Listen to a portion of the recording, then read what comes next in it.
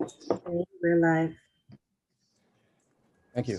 Old Sergeant, will you start your recordings? PC recording good. Thank you. Cloud recording started. Thank you. Backup is rolling. Thank you. Sergeant Sadowski, you may begin with your opening statement. Good morning, and welcome to today's remote New York City Council hearing of the Committee on Immigration. At this time, would all council members and council staff please turn on their video? To minimize disruption, please place electronic devices on vibrate or silent mode. If you wish to submit testimony, you may do so at testimony@council.nyc.gov. Once again, that is testimony@council.nyc.gov. Thank you, Chairman Chaka. We are ready to begin.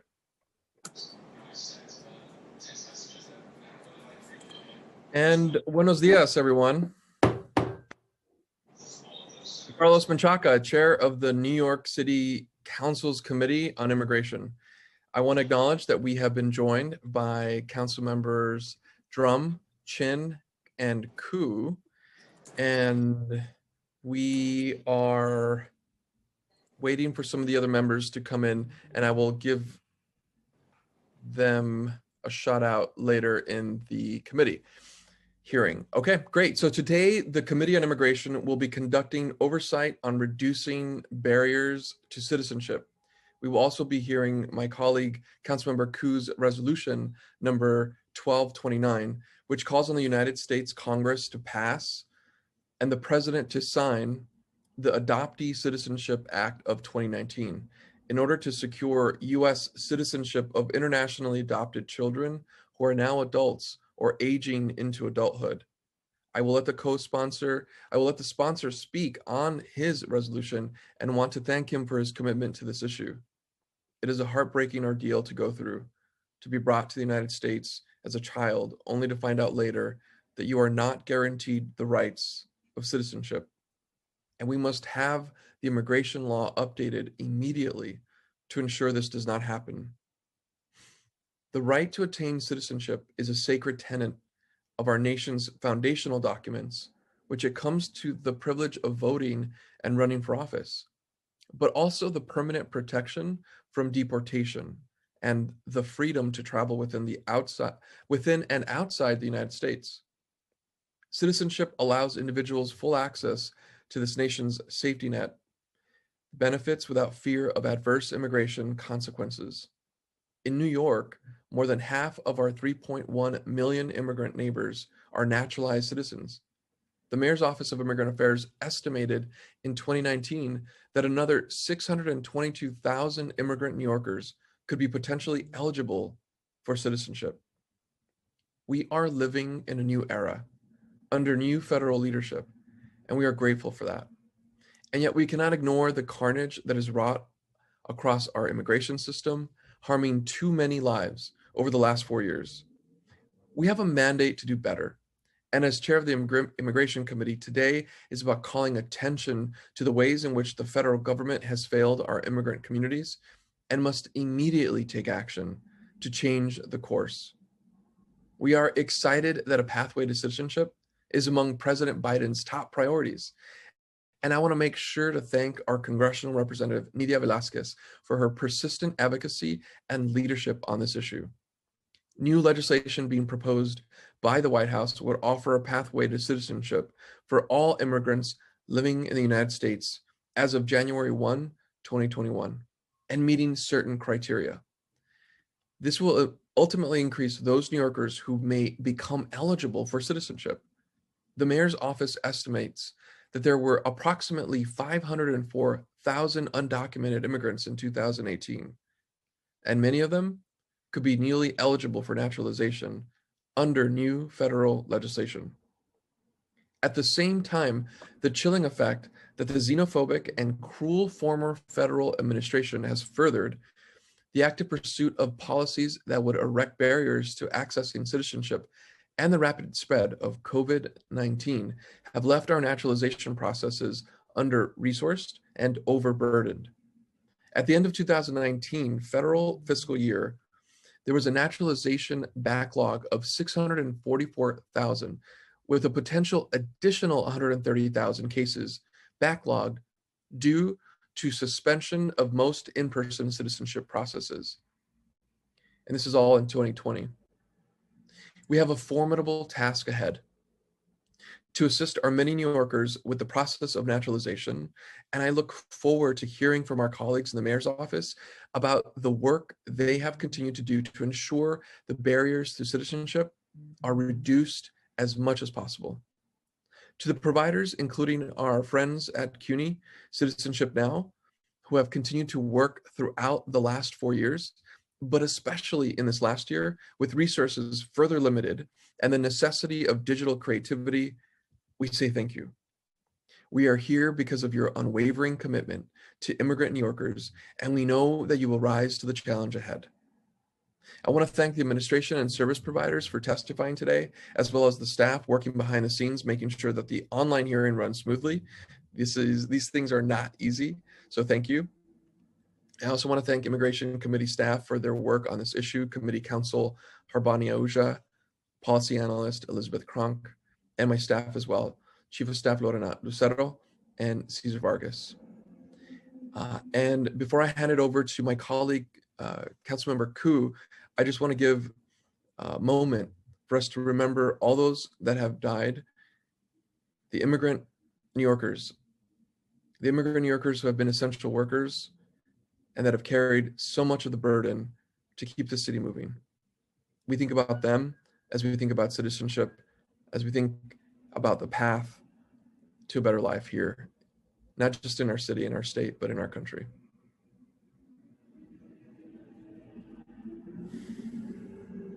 And with that, I want to turn it over to Councilmember Koo for remarks on his resolution. Councilmember Koo.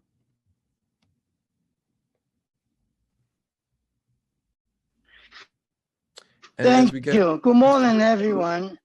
Thank you, Chair, for hearing my resolution today. 1229. Hello? Can you hear me? We can hear you. We got you. Yes.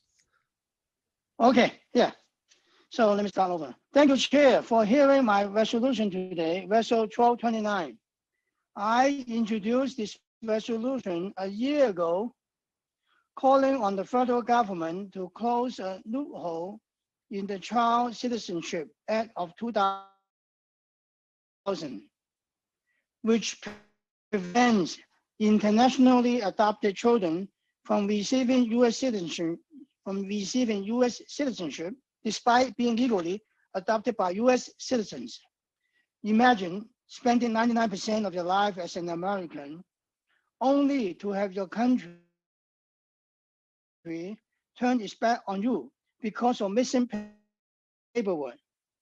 The Child Citizenship Act of 2000 was supposed to allow foreign-born children of U.S. citizens to acquire citizenship.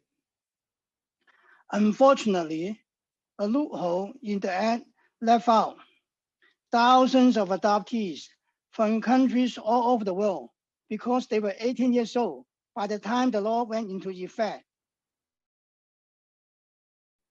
Thousands of international adoptees have spent nearly their entire lives in America without citizenship rights, and many actually have no idea they are not really citizens.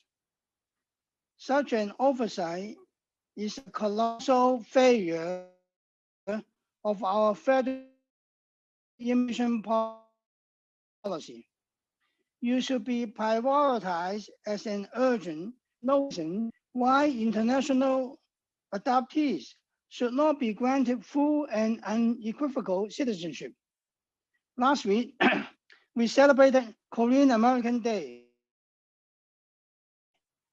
marking 7 years as I introduced legislation to name January 13 after the first arrival of Korean immigrants to the United States in 1903. The day also marked 1 year since I introduced this resolution alongside many advocates and immigration groups at City Hall. An overwhelming number of adoptees affected by this policy are Korean American adoptees. We have spent too long demonizing immigrants in this country. These are our family members, our friends, and our neighbors. It is time that we treat them with the basic human dignity that they deserve. Chair.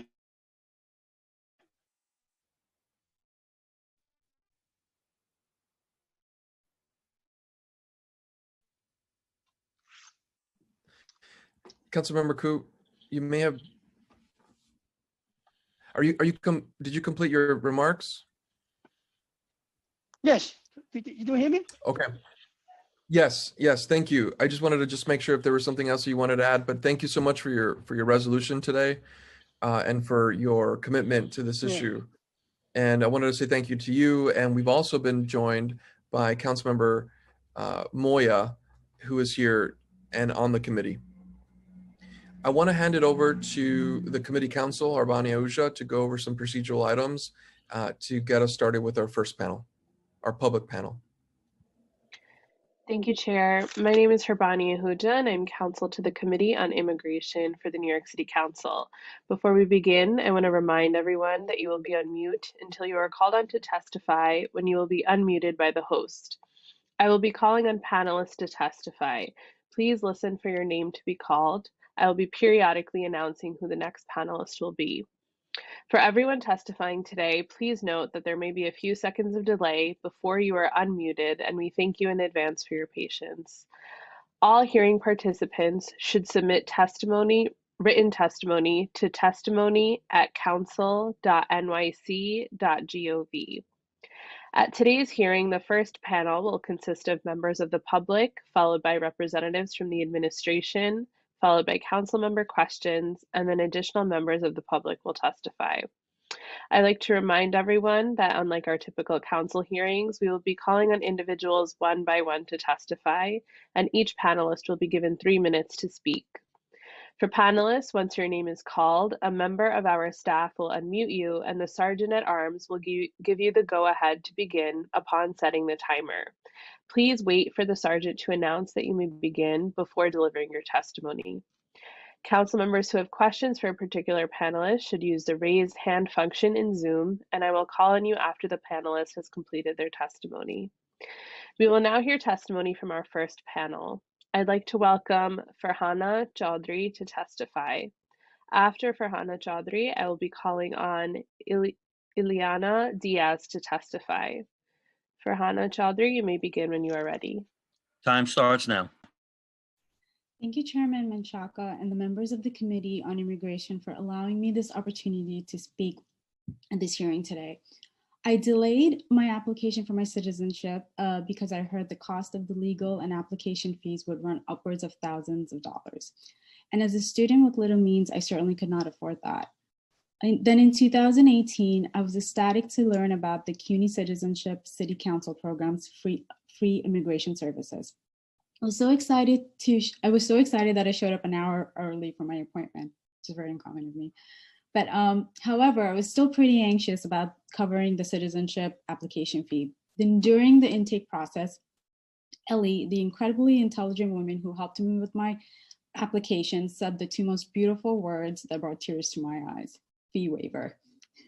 As a student living on ramen noodles, this was a huge burden lifted on my shoulder. I hugged Ellie out of sheer excitement, although I wouldn't really recommend it at this present time. CUNY Citizenship Now has not only helped me, but it has also helped my brother become citizens of this great nation. My father is also currently in the process of applying for his citizenship. My father's case is a bit more complicated, and he was unsure if he could even apply. CUNY has helped him obtain all the necessary paperwork in order for him to proceed with his case. I'm eternally grateful for the CUNY Citizenship City Council Service Program, so much so that I became a volunteer with CUNY Citizenship Now, and I will continue to do so for years to come. I want to make sure that I was able to share the knowledge that I gained from CUNY and gain the knowledge and share with other immigrants. Because of this amazing program, I was able to vote on November 2020, which is likely one of the most significant elections of my lifetime. Thank you again, City Council, for allowing me this opportunity to speak today. Thank you so much for your testimony. I'd like to now welcome Ileana Diaz to testify. Ileana Diaz will be accompanied by Cesar Vargas, who will be providing Spanish interpretation. Ileana, you may begin when you are ready. Time starts now. Hola, Eliana. Puede empezar y puedes empezar y después de unas partes de su testimonio yo le voy a traducir para los concejales y el público. Okay. Good morning, everyone. Thank you, NYC Council members, for letting me be here to share my experience about the process of my citizenship. First, I like to mention that I was a proud volunteer in CUNY Citizenship Now. My friend Joseph Levesky told me about the CUNY Citizenship Now organization, and he invited me to become a volunteer. So I did it for 2 years, from 2016 to 2018, filling out the citizenship application, especially to people who speak Spanish. But then I started working on Saturdays, and for that reason, I couldn't continue volunteering. I got my residence in August 2013 due to the petition of my mother. I applied for the citizenship with fee waiver because I have Medicaid. It was on May 30, 2018. And then I had my appointment for the interview on June 2019 in New Jersey, in Newark. And finally, the ceremony was 1 month later on July 25th. When I received my schedule for the appointment, I was a little surprised because it was in New Jersey and not in New York where I applied, because I was living in Brooklyn. My appointment was at 1 p.m. and I was planning to leave home very early because I have to be there 1 hour earlier and I didn't want to get lost. So I was worried because I don't have a car and I didn't want to be late. Fortunately, Joseph helped me in this process because I filled out my forms of application, but he read all the information to check and put the signature. I told him that my appointment was in New Jersey, and he offered me to take me there, and also he was representing me while I was with the interviewer. Even though the place of my appointment was far from my house, the experience was wonderful because I became American and I felt supported by Joseph in all the process. So the day of ceremony was Time easier. expired.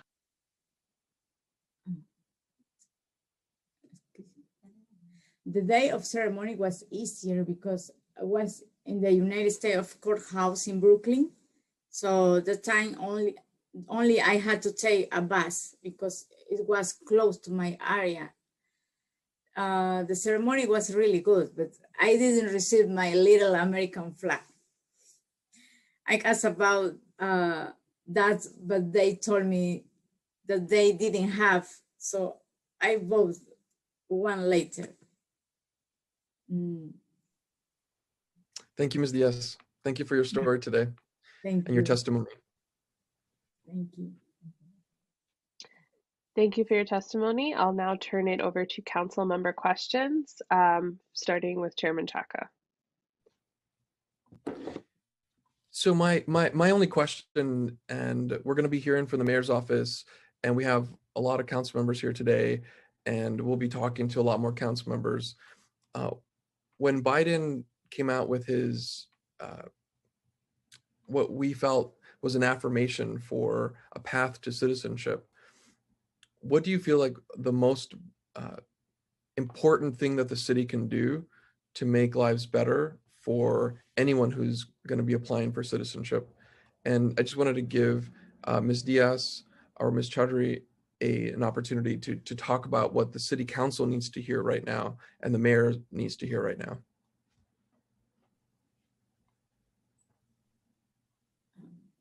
Señor Díaz, ¿quiere que le- ok.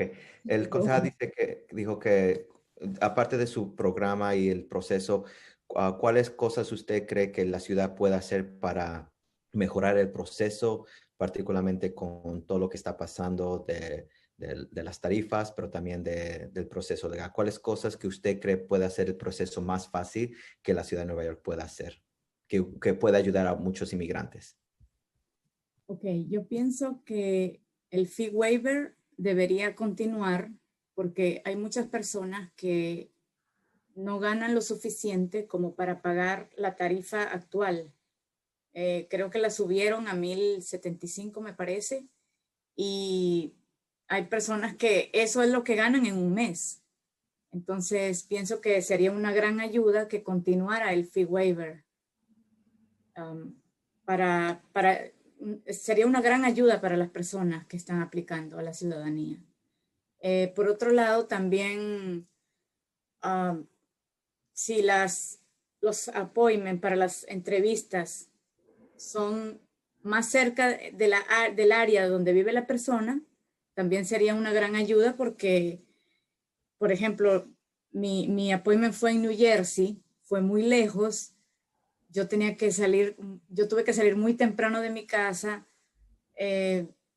para llegar a tiempo, para no perderme en el camino, porque nunca había ido a ese lugar y creo que tienen que estar más organizados en ese aspecto. Muchas gracias por la respuesta de la pregunta. And Ms. Chaudhry, did you want to say anything else about what you think is the most important thing for us to hear right now? Council member, can I translate for Yes, Ms. Diaz? absolutely. I apologize. Ms. Diaz testified that one of the things that could be helpful for immigrants to have an easier process to citizenship is to continue the fee waiver that allows many people who don't have the necessary funds to get the citizenship. Sometimes the fee is more than what people make, more immigrants that make in a month. So it's sometimes out of reach to pay for that fee. Another thing that the citizenship process could make it easier for immigrants is to hold the interviews, the process where you actually do the civic exams, is to hold it closer to where the person lives. Ms. Diaz testified that she went all the way to New Jersey and had to get up really early and go through many different types of transportation to get there, and it made it more difficult. So those two are the things that would make it easier for immigrants to have an easier process to become citizens.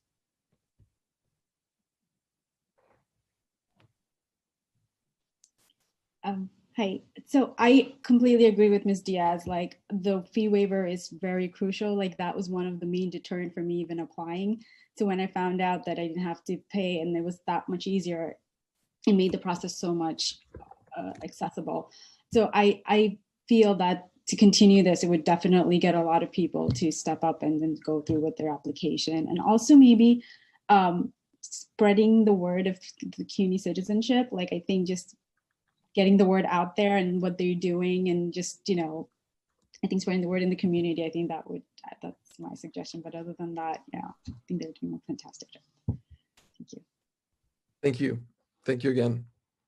I am done with questions. I'll hand it back to committee council. Thank you, Chair. I'd like to ask if any other council member questions, if there are any other council member questions at this time. Seeing no hands, I'm going to thank this panel for their testimony, and we will now be hearing from members of the administration. I will now call on members of the administration to testify. Testimony will be provided by Moya Commissioner Bita Mustafi. Additionally, the following representatives will be available for answering questions: Yasmin Farhang, Senior Advisor for Legal Initiatives at Moya. As a reminder, during the hearing, if council members would like to ask a question of the administration or of a particular panelist, please use the Zoom raise hand function and I will call on you in order. Before we begin, I would like to administer the oath. Commissioner Mustafi, Yasmin Farhang, I will be calling on each of you individually for a response. Please raise your right hands. Do you affirm to tell the truth, the whole truth, and nothing but the truth in your testimony before this committee and to respond honestly to council member questions? Commissioner Mustafi? I do. Thank you. Yasmin Farhang? I do. Thank you. Commissioner Mustafi, you may begin your testimony when you are ready. Thank you and good morning. Thank you to Chairman Chaka and members of the Committee on Immigration and to Farahana and Ileana for sharing your stories. I'm Bita Mustafi. I'm the Commissioner for the Mayor's Office of Immigrant Affairs. And recognizing the many benefits that spring from citizenship, including the economic benefits to the person becoming a citizen in their community, we at Moya and the city have worked to help create access to citizenship for New Yorkers, and I'm excited to talk about that work today. And in my testimony, I will also discuss the benefits of naturalization, the barriers facing immigrants who wish to naturalize, and how we've worked to reduce those barriers. Naturalization, or the process of becoming a citizen, has been an integral part of our work in the past few years. The population of lawful permanent residents or green card holders who are eligible to naturalize in our city is significant. We estimate that about 622,000 New Yorkers are potentially eligible to naturalize. Citizenship and naturalization process reflect our American values of inclusion and civic engagement. How we structure the process of citizenship speaks volumes about what kind of country we want to be. And as such, Moya and the city have consistently worked to ensure that naturalization be as accessible as possible for those who qualify. In addition, the city has long recognized the benefits that accrue to naturalized New Yorkers and the city when immigrants become citizens. First, naturalization provides economic benefits for the person who naturalizes. Naturalized citizens earn about 9% more a year than those who are eligible to naturalize but remain non-citizens. Naturalized citizens also are more likely to be employed and own a home than green card holders. Naturalization is a crucial tool for fighting poverty. An analysis of New York City's immigrant population shows that the poverty rate of naturalized New Yorkers is 7% lower than those of lawful permanent residents. Second, when immigrants become citizens, it provides economic benefits for our communities. Part of this benefit comes from the increase in earnings that they receive, which lead to higher tax revenues. In the aggregate, if all eligible to naturalize immigrants in New York City were to become citizens, annual city, state, and federal tax revenue would rise by $789 million, and public benefits cost would decrease by $34 million, for a net benefit of $823 million a year. Third, naturalization helps strengthen our community's civic bonds. Through citizenship, immigrants are more directly connected to civic and community participation. Citizens can vote in city, state, and federal elections. They can run for city, state, and federal elected offices.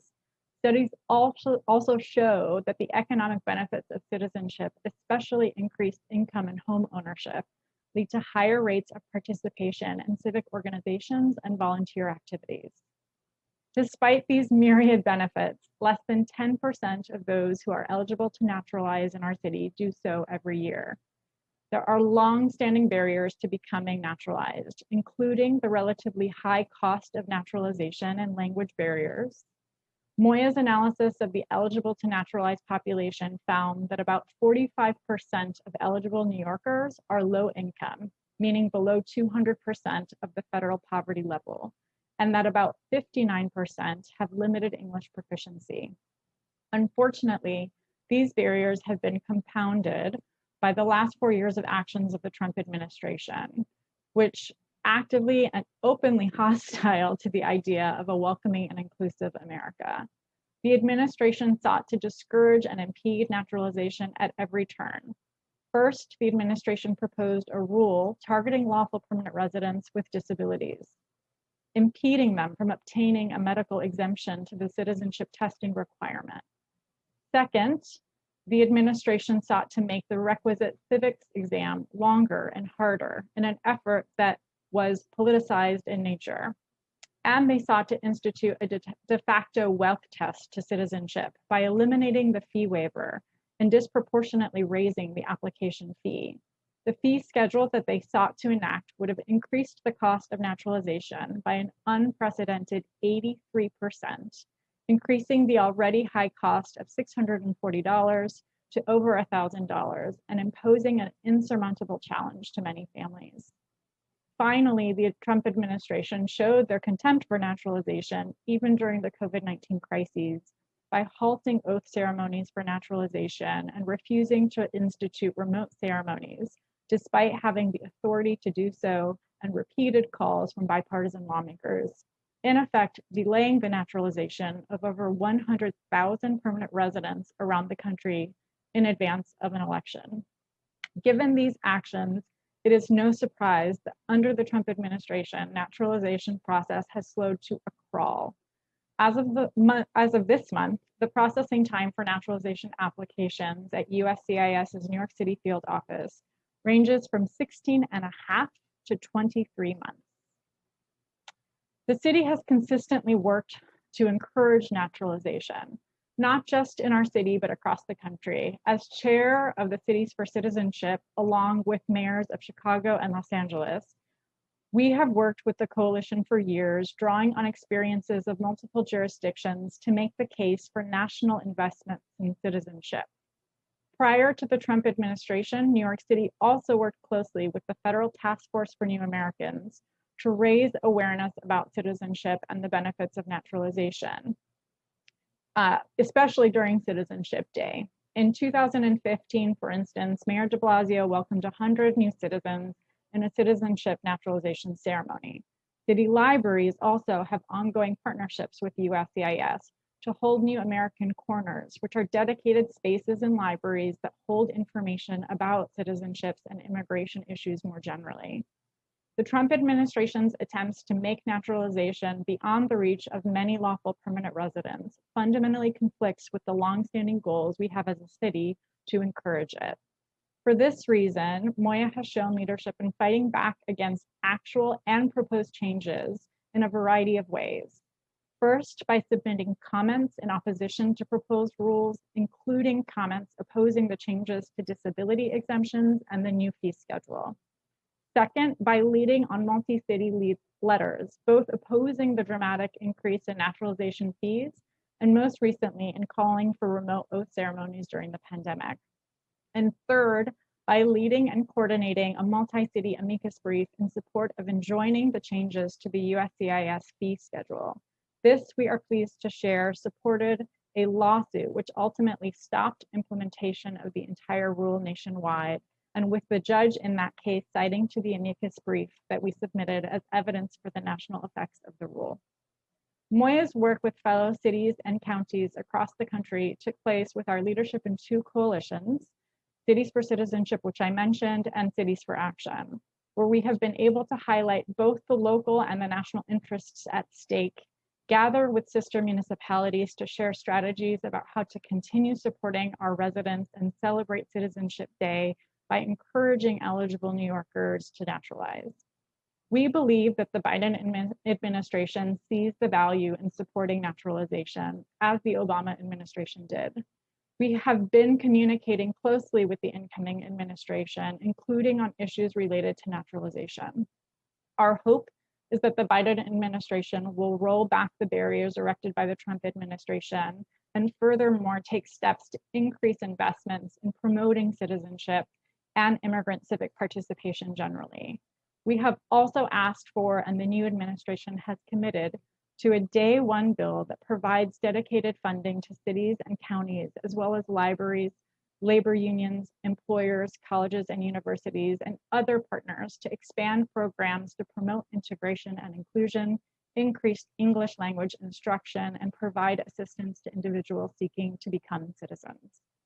Finally, our belief in the power of naturalization is also reflected in our investment in legal services. Together with the New York City Council, the City of New York invested tens of millions of dollars in immigration legal services.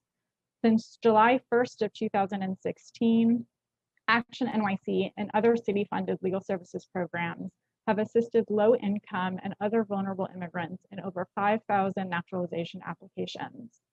From 2016 to 2020, MOIA also partnered with the Human Resources Administration, the Public Library System, and the New York Legal Assistance Group and private funders to implement NY citizenship, a legal services program focused specifically on naturalization, which has now been built upon and incorporated into the Action NYC program as Action NYC in libraries, as well as a continued effort at HRA.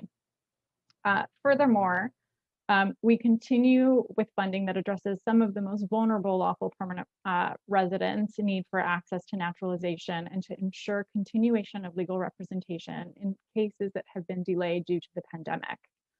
We further, in response to the COVID-19 pandemic and the economic challenges that many New Yorkers faced, in the spring developed a fee fund for New Yorkers to allow them to support their applications, naturalization being one of the many applications that would qualify. I'm proud to say that these legal services have helped many clients, including senior clients who have long-time green card holders, finally naturalize. One client who received directed outreach from the program had been a lawful permanent resident for almost 2 decades. She previously tried to apply for citizenship, but gave up after difficulty finding all of her documents. With the help of the legal services providers, she became a citizen in June of last year. Another client from Trinidad and Tobago had a green card for over 40 years and decided that this was the time to become a citizen. And with help from our programs, she applied for naturalization in June of 2018 and became a citizen in March. And as I conclude my testimony, I just want to take a moment to acknowledge that naturalization process is just a microcosm of the immigration experience. It often is needlessly bureaucratic, expensive, and difficult, but it is also beautiful. Through naturalization, people from all over the world with stories as varied as they can be transform into one nation. That's an ideal certainly worth fighting for. Thank you again to the Committee on Immigration for calling this important hearing, and I look forward to taking your questions. Thank you for your testimony, Commissioner. I will now turn it over to questions from Chairman Chaka. Panelists, please stay unmuted if possible during this question and answer period. Thank you. Chairman Chaka, please begin. Thank you. And I want to say thank you to Commissioner Mustafi for being here with your team and really joining us in this larger conversation as we look at this next chapter of federal policy that's on its way. New York City has a big role to play in how we engage as a willing partner and a partner that has been committed to this larger struggle of building a sanctuary city. And so I just want to say thank you to that commitment and everything that you and your team have done during COVID. We can't say it enough. I think any opportunity that we have to say thank you to that service must be done. So thank you. And really with that, as we really anticipate the transition from the and with very xenophobic fuel under the Trump administration, things became more complex.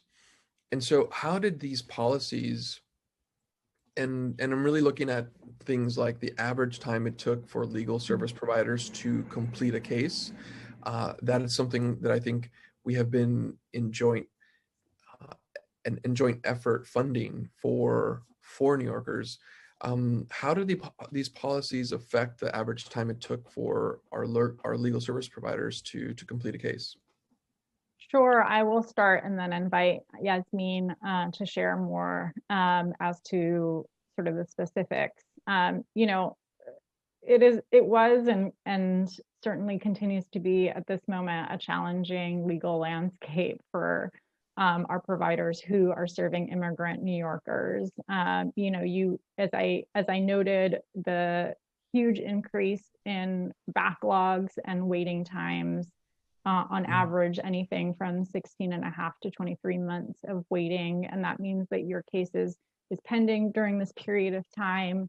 There was a myriad additional policies that USCIS lifted up across the board that made sort of the adjudication of what once may have been very straightforward and simple applications more bureaucratic in nature. And so certainly we've recognized along with our providers that means an extended period of time that cases remain open, that means greater challenges in coming to completion or closing out cases, and perhaps additional legal efforts like replying to what might be a request for evidence, or additional sort of back and forth that might come from the Immigration Service. And we did work in coalition and continue to with Cities for Citizenship in particular on a campaign called The Second Wall, recognizing that all of the efforts that were brought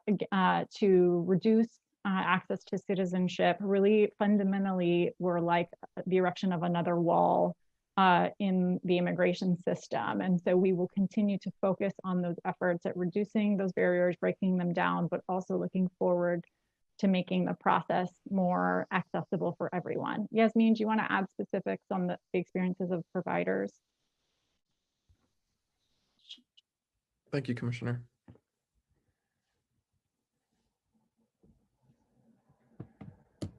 Clients with fee waivers, which is obviously critical in the naturalization context. That one of the barriers under COVID in particular was the clients were unable to get the proof that they needed to qualify for those fee waivers. So, one of the most critical paths to qualifying for a fee waiver is demonstrating that the applicant receives a means tested benefit, such as Medicaid. Previously, the way that the clients of so many legal service providers would be obtaining that was by going in person to obtain those proofs, or requesting them by mail. So, that's one example of sort of a proof that was much more onerous for folks to obtain during COVID. And so at Moya, we actually worked with HRA to come up with a streamlined system for applicants and their legal representatives to be able to get those electronically to try to address the additional delay that applicants were facing in filing their naturalization applications. So we really had to, work with partners and think creatively about ways that the, additional delay that was being caused by COVID and the inability to get those critical documents could be made more accessible. And I guess so you're kind of really looking at and you're kind of exposing the hurdles. Do you have a sense of timing, like how the legal service providers were? Was there any kind of data just on how long it took, and just the impacts of the local service providers? So from March to June, the USCIS field office had suspended all in-person activities, including the application, the interviews, as well as the oath ceremonies, which, some of the advocacy that Commissioner Mostafi spoke to was how to overcome some of the unnecessary cases that were in limbo during that time, such as advocating for remote oath ceremonies. Once they reopened, they did so extremely gradually, in part due to social distancing protocol at the local office. So those delays significantly continued. And the number of people who were able to go for their in-person interviews and for their oath ceremonies was really a fraction of what it should have been. So, we don't have those numbers in front of us of how many it was in comparison to how much it would normally be, but could get that. Okay. Thank you. And so let's move on to a couple more questions, and I'm going to hand it over to my colleagues before I finish off with another round. But just thinking about the annual report, the 2019 annual report, is Moya conducting outreach to these individuals to inform them of their ability to naturalize and the city services they may use to complete that process? Sure, I can start. we have, we do and conduct outreach in a number of ways. I think notably on the front of the citizenship specific efforts, we have two that are really dedicated and intentional for naturalization. One is through our library system. That will not change. We have supported the library system in having outreach, an outreach effort in each system that is able to do intentional and targeted outreach related to citizenship or including citizenship to ensure that as people are coming through the libraries or receiving information about library services, included in that is naturalization and citizenship access. And so that's something that is ongoing and is a part of our continued efforts to support the library systems in doing that work. Additionally, we have worked intentionally, as I said, with the Human Resources Administration to establish the NY citizenship work that really is designed to reach the most vulnerable immigrant New Yorkers who are eligible to naturalize. And that includes the dedication of a staff member who does affirmative outreach to HRA clients that are believed to be eligible for naturalization. They do so through letters, they do so through telephone calls. So really intentional and individual outreach with HRA clients to bring them into and connect them to naturalization services. And then additionally, as part of our work more broadly as an agency, we include immigration legal services, including naturalization, in all of the virtual engagement that we do and on the ground engagement when we're able in letting folks know about what's available to them. That's also included in the Know Your Rights programming that our community-based providers do, that the city funds and supports. So there's a lot of different channels that we utilize for on the ground and direct outreach and engagement, including very hyper individualized engagement for people who we know are eligible, in addition to sort of the more macro level work that we do every year, celebrating Citizenship Day with a series of digital, sometimes ads. We've done partnerships with Link NYC on this. I have attended an oath ceremony to amplify the importance, as has Mayor de Blasio. We have additionally written op-eds and ensured that we are communicating through as many channels as we can about the ability to naturalize and the ways in which city-funded resources can be utilized for that purpose. And Commissioner, this is a really robust operation, and I think we're very familiar with it in Sunset Park because I think we partner up on a lot of these.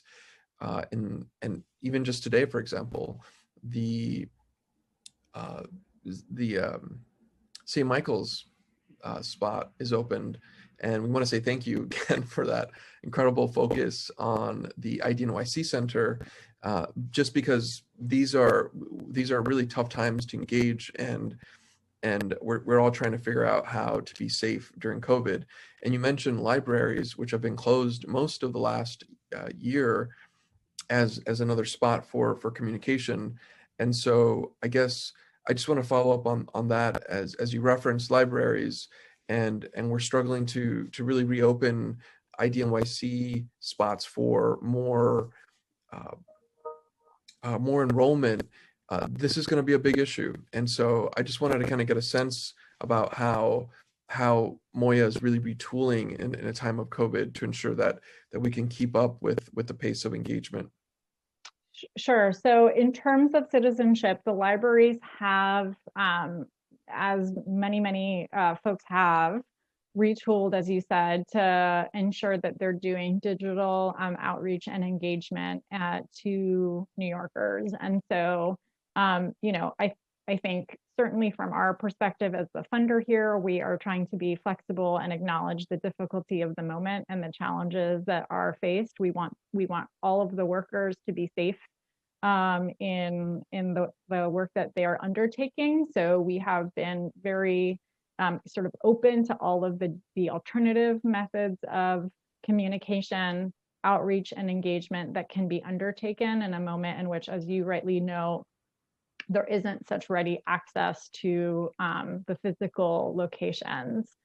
As of January 1st, I'm very happy to report that our new Action NYC in Libraries programming began. And that is happening at this moment. So the outreach is happening by the library systems, and the provider is able to continue to take cases with a virtual or initial phone intake, and then follow up as needed.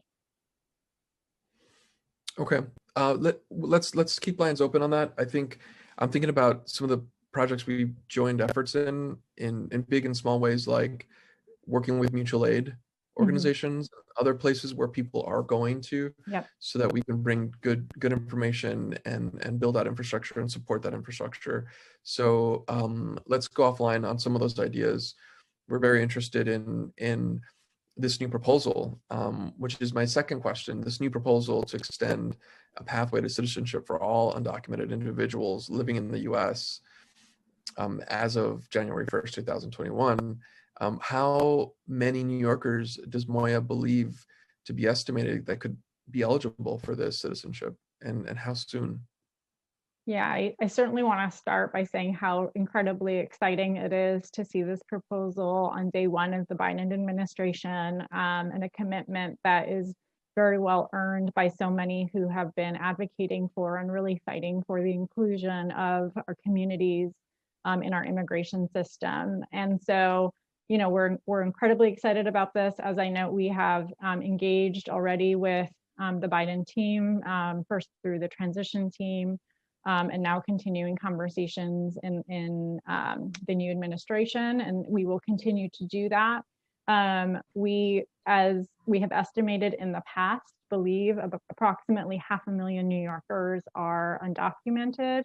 And that estimate includes individuals who lack a path to permanent status. So it's inclusive of our Dreamers, of our TPS recipients, and those and our essential workers who are undocumented immigrants, and those who would be eligible based on what we know of this legislation, both for an expedited pathway to permanent residence if falling within some of those categories, as well as a more lengthy but still pathway to permanent residence and citizenship. So, you know, our hope is that it is inclusive of, for the most part, that larger number, that outside number of about 500,000 New Yorkers, but certainly of our TPS community, our DACA community, and many of our essential workers.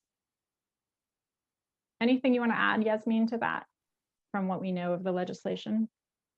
Okay.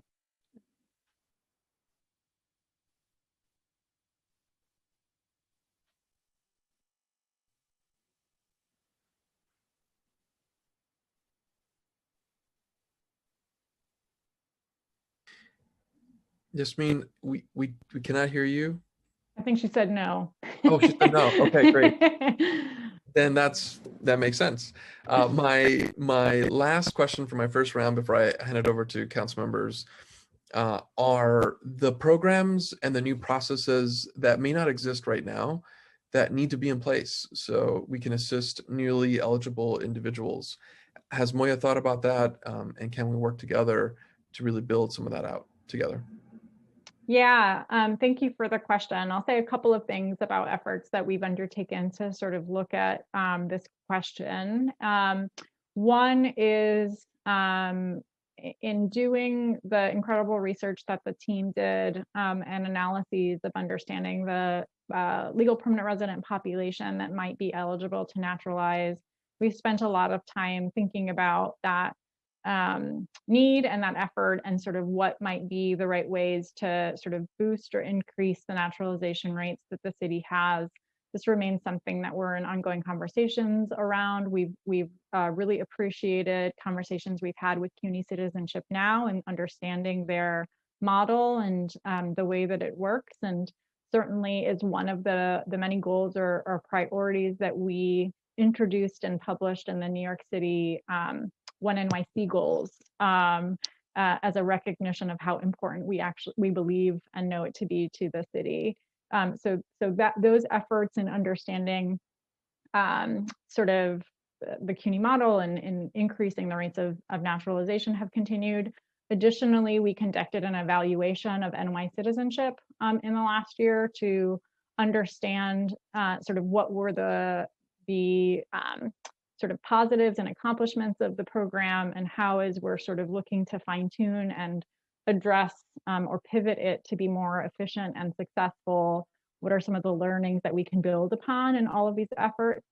The third thing I'll say is, as you might recall, when we established and initially dedicated funding to Action NYC, it was in response to President Obama at the time's proposals around DACA and DAPA expansion. And so we feel very strongly that the program that we've established has proven itself. It's an incredibly successful program, one that has demonstrated time and time again its ability to reach New Yorkers and to do so in a way that is inclusive, is accessible, and yields tremendously high touch points and applications for our communities. And so we are certainly monitoring the legislative process, keeping our eyes on understanding what to anticipate and to expect, and looking at these various efforts on where we would need to build upon and where we could do so in a quick and efficient manner to be responsive. Thank you. And as I ask other council members if they have any questions, let me know. Otherwise, I'm going to keep going. I don't think we have anybody signed up yet. And so let me follow up, Commissioner, and remembering Obama's initial presentation and then the city's response. The city has been incredibly responsive to the winds of change at the federal level. And part of that was also the massive increase in deportations that we saw in Trump's administration. And the moratorium on deportations are going to impact how we respond. And so is Moya yet thinking through, and will they, could you work with us at the Immigration Committee and really with the City Council to rethink where all the funding that we have built up in support for our immigrant neighbors can be retooled and be in support of this new process that will be in front of us. And I'm keeping it very general. I'm keeping it very general because I have some ideas, specific ideas, but I just want to see if we can very publicly let everybody know that we're going to be working on that together. For sure. I'll start by saying we're, of course, not even a week into these proposals in the new administration, and we've already seen, it's going to take a minute to get us on the right road, and hopefully to realize some of these changes most effectively. We have internally begun these conversations about how to look at more broadly our landscape of legal services and to think about, as you said, a new moment and what it might mean to be responsive, either by adjusting or increased needs that we may have. I'm happy to say that Yasmin is leading that effort for our office. And certainly as we begin this work, we hope to be able to partner with you all in the thinking and looking at the path forward. Wonderful. And some of that might be legislation, but most of it will probably be budget. And as we anticipate the budget and the incredible tension and pressures that we're going to have on the budget, I think having a plan early that we can all digest and work on together will give it I think the most kind of success, the best kind of success in partnership. So I'm really, really looking forward to that. And Councilmember Chin, I think you have a question too, but I'll hand it over to committee counsel. Thank you, Okay. Councilmember Chin. You may go ahead. Time starts now. Thank you, Chair, and thank you, Commissioners. Great to see you. Well, my question is, relating to our seniors. One of it is like, how closely do you work with the Department for the Aging to help encourage more seniors to apply for citizenship?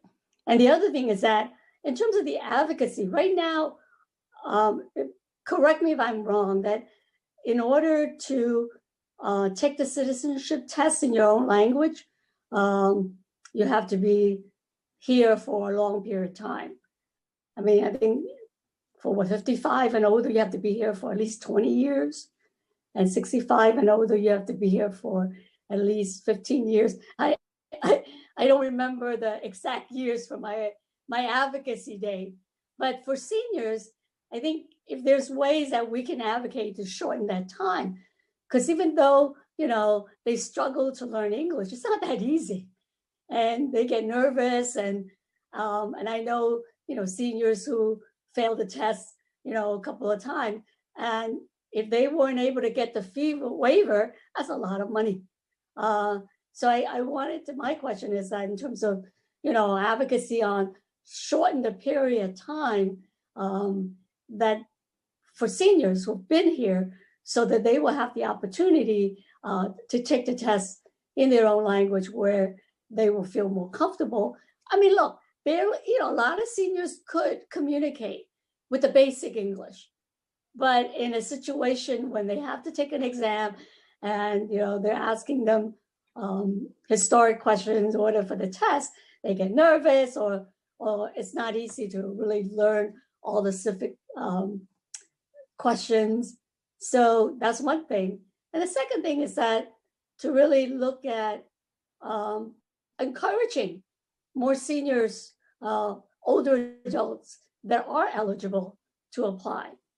And oftentimes, the fee is a barrier, language is a barrier, and they might not have the assistant to help them, like all the issue that the first panel raised, traveling to take the test and all those barriers to help them sort of overcome. So, that is my concern. Thank you for the question. I'll start, and Yasmin, if you have anything further to add, please do. One of the things I want to share is just the findings that our team produced related to kind of better understanding who the population that we believe are eligible to naturalize are in our city. I think it's helpful to, in somewhat being responsive to your question, council member. The average years in the US of an eligible to naturalize immigrant in our city is about 18 years. So it's an incredibly long period of time. Additionally, they are an older population with a median age of about 47. So recognizing and as I said in the testimony, we estimate that just under 60%, almost 60% of legal permanent residents that are naturalization eligible or potentially eligible are limited English proficient. So I think I just want to underscore based on our own analysis what you're sharing and the challenge that you're raising, council member. Further, I want to state that the work that we've done specifically that I spoke to with our Human Resources Administration in developing and creating a program that is very intentional and affirmative and reaching out to lawful permanent residents that are clients of HRA really does target that older population. These are folks who, by all accounts, are fee waiver eligible, low income, older, some who may have challenges as it relates to English, but who may, as you know, given their average years here and their age, be eligible for a waiver of those requirements and might not know that, right? So it's a very intentionally designed program to engage folks that we know and believe to be eligible or have a pathway for them to know what their rights are and how to have direct representation in carrying forward on those cases. Time expired. I'll turn to Yasmin maybe to build on or add to that. She's muted though. If we could unmute her, that would be great. There we go. Thank you. No, thank you for raising that. I just wanted to add that there's no question that the barriers that that some of the barriers to naturalization under the Trump administration have had a disproportionate impact on seniors. So in particular, the changes to the disability exemption absolutely has, as has the changes to the exam, right? So some of the changes that we've seen have already disproportionately affected seniors. And so I think that from the, from a policy side, that, obviously we want to continue to push back against those changes and seek to undo some of the damage that has been done, while also seeking to create much more accessibility and rethink some of the arbitrary requirements to waive some of those exceptions that you noted earlier. I guess one of the other thing is that in terms of the possibility of really allocating to push back on the number of years that you have to be here in order to take the tests in your own language. If we could shorten that time, I think that would be more helpful also to a lot of seniors. Like, why do you have to wait 20 years or, just be able to take the test in your own language? So I think that's something that we should be advocating, to shorten that time frame. Thank you. Thank you, Chair. Thank you. Thank you, Councilmember Chin. And I guess the real opportunity that we have here also in the council is to figure out how we can promote this larger agenda as well and join the mayor's office in that agenda. And so I look forward to working with you and other members of the committee to really force these questions that only I think New York City can with the power that we have and the long history that we have in supporting our immigrant communities, especially our seniors here in the city. Thank you. I have a couple more questions, or actually a few more questions. And for Moya, what is the interaction between Action NYC and New York citizenship? According to the Moya report of 2019, the annual report, the citizenship program was to be transitioned into the Action NYC model in 2020. And I think it was July, as part of the Action NYC in libraries, which will be more embedded into the city's legal services infrastructure through the HRA and Moya collaboration. And so considering that COVID-19 pandemic hit at that same time we were experiencing, what was the actual transition? What happened? Yeah, thank you for the question and the opportunity to piece it together, because I think I've piecemeal given answers that speak to it. So we did continue and complete the RFP process for the Action NYC program during the pandemic, which is a very good thing. And we're happy to say that as of January 1st, our providers have been able to continue or in the event of new providers begin their work related to this program. I want to sort of note that what our learnings were in the library model was that there was a lot of requests to the outreach workers of the library and to others to provide legal services that were more broad, so not just citizenship. A recognition that citizenship, while very important and should be a part of that program, shouldn't be the only service that was offered through those efforts. Additionally, NY Citizenship was privately funded. If the committee recalls, it was a public-private partnership, non-baseline funding, and our goal was, as you rightly note, to ensure that we were institutionalizing both what was most effective about the work, but the continuation and importance of doing naturalization in an intentional and affirmative way. So we've done that in a couple of ways, bringing this fully into city-funded efforts while the private funding came to an end last year. So the first was in yielding savings of administrative costs in Action NYC and increasing those dollars through the RFP and awarding Action NYC libraries to our new provider, which is the Immigrant Justice Corps, but continuing that additional support to libraries to undertake the outreach that, as I said, was such a critical and continues to be a critical component of that work. The second was recognizing that what was very unique about the program was the way we had embedded it into the Human Resources Administration and its ability to really reach the most vulnerable populations in a very targeted and affirmative way to move them through the process. And so we did, through the partnership with the Human Resources Administration this fiscal year, allocate city funding to that effort to continue that program in this fiscal year. Additionally, we worked with the Office of Economic Opportunity, recognizing that some of the challenges that you rightly raised because of the pandemic and the length of time that cases were taking necessitated the continuation of many of the cases in this fiscal year. So providing additional resource for that for this budget cycle. So that is sort of the long version of saying we're very happy to say that now this work is codified in city funding, that we were able to do that through the Action NYC work, but also to further realize it in HRE's budget this fiscal year to continue that part of the program. And that's something that we look forward to being able to continue to do. Thank you for kind of piecing that together, and it's a big feat, no doubt. And I think we'll hear from providers because I want to kind of get a sense about what else we can keep doing to build that synergy. But I'm going to move on to a couple other pieces that we wanted to accomplish in the hearing, which include fluctuations in the naturalization cases over the last few years.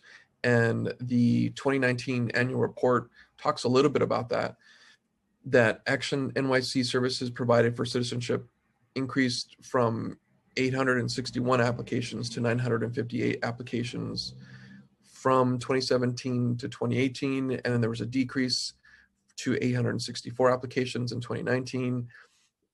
There's a couple other more data pieces, but what do you think led to the decrease in naturalization applications between 2018 and 2019?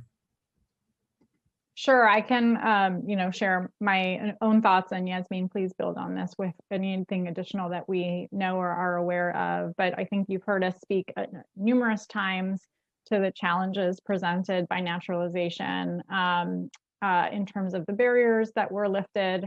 I think very often you see in cyclical cycles that elections are a way to bring into people's awareness one of the many benefits of citizenship to be able to access. And unfortunately, what we saw in the last year were so many different barriers to citizenship were lifted up that length of time, if say you were you started to think about and became interested in naturalizing at the end of 2019, it was clear you would not have completed that process for over a year. And so I'm sure without having research or analysis that points directly to it in front of me, that was one of the barriers.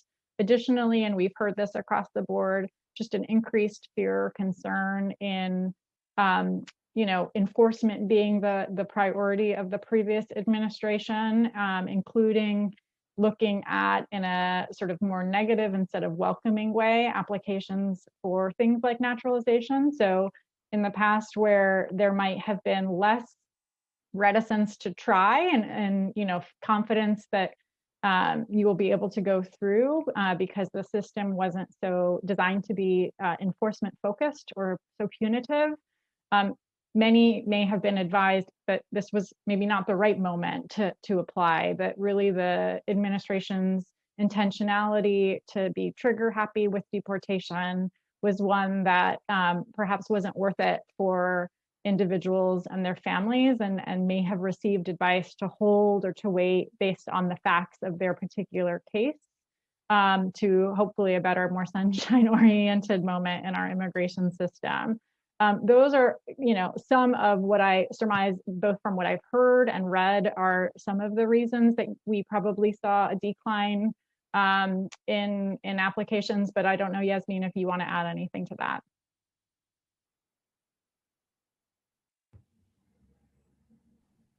Yeah, I would just add that some of the barriers that have made naturalization applications more challenging under the Trump administration would create much more onerous systems for the legal service providers and for the applicants themselves, right? So the process that may have been previously somewhat straightforward of filing a fee waiver or filing a disability exemption have required much more follow-up by providers and advocates, and much more document collection by applicants themselves, sometimes going back and forth numerous times with USCIS after having a fee waiver rejected erroneously, for example, right, by the agency, or having a disability exemption denied. So the work itself became much more onerous, which meant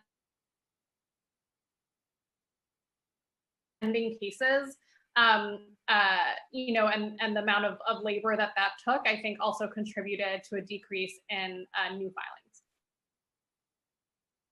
Okay, you cut off, or you cut out a couple points in the full testimony, but we'll follow up with you later to just get a better sense about how we can get that information. But I want to go to the next question, Commissioner, in really understanding whether or not MOIA tracks successful completions of naturalization through Action NYC. And if you do, what are those approval rates of the cases that have gone through Action NYC? And let's take the 864 applications that were filed in 2019. How many of those were approved? Sure, I can provide you what I have, and then if there's something that's missing, we're happy to circle back. So I want to start by saying that there are many programs, not just the 2 or 3 that we've mentioned here today, but others in the administration, including IOI, both the mayoral and city council funded efforts, as well as the CSBG, the community block grants that support naturalization efforts. So we estimate with our Office of Civil Justice that there are approximately 3,000 applications for citizenship that have been filed in that universe of mayoral and city programs.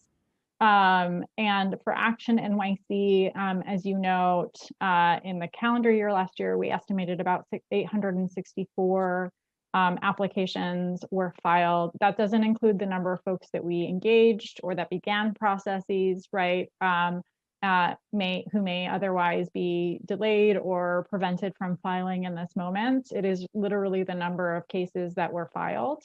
And on average, we do collect the approval rates from our providers for the program, and we have about a 95% approval rate across the board. I don't know, I don't have in front of me the, actually I do. Thank you, team. The individuals granted citizenship in fiscal year 2019 were 700. And of course, given the delays from year to year, that's not an apples to apples number, right? Those could have been cases that were filed in 2019 that got adjudicated in 2018 or 2017 that got adjudicated in 2019. Got it. Thank you for that. There might be some follow-ups, but we can keep moving. I think we're really interested in just understanding what's working, and as we want to partner in the retooling component and the funding conversation, this is going to be, I think, important, including this next piece of information about the flow of the requests for assistance. How does MOIA receive those requests for assistance with naturalization applications? Is it primarily coming through MOIA hotlines, or the MOIA hotline, or the Action NYC hotline, or other referral services? So where is that coming in? And then once you get that request for assistance, where does MOIA refer everyone to?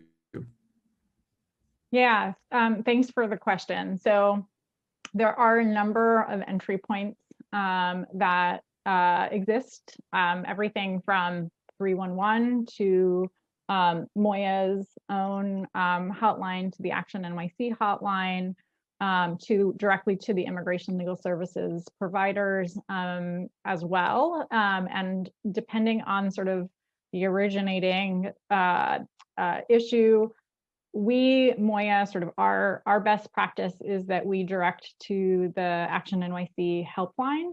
And the reason is because there you have the bigger picture view of what's available across providers and the ability to directly make the appointment so that folks don't have to sort of jump. They kind of have both options. You can go directly to the provider, but we're also able to make the appointment for you, right? We did create a system with the program with NY Citizenship last year in the libraries to be intentional about which providers were getting the citizenship requests first, just to more efficiently allocate resources in the right way. And so that was sort of for the helpline to figure out the sort of a back end efficiency mechanism. And for NY Citizenship at HRA, they work directly with NILAG. So that is a direct communication with the provider and a handoff that's warm to ensure that the individual has the support from who will be eventually their lawyer right out the gate. So those are sort of the mechanisms that we utilize for those purposes. Thank you for sharing that. I'm going to take a pause here and hand it back to our council. I think Councilmember Chin has a question. Thank you, Chair. Turning to other council members for questions. We'll start with Councilmember Chin. Time starts now. Thank you. I have a follow-up question.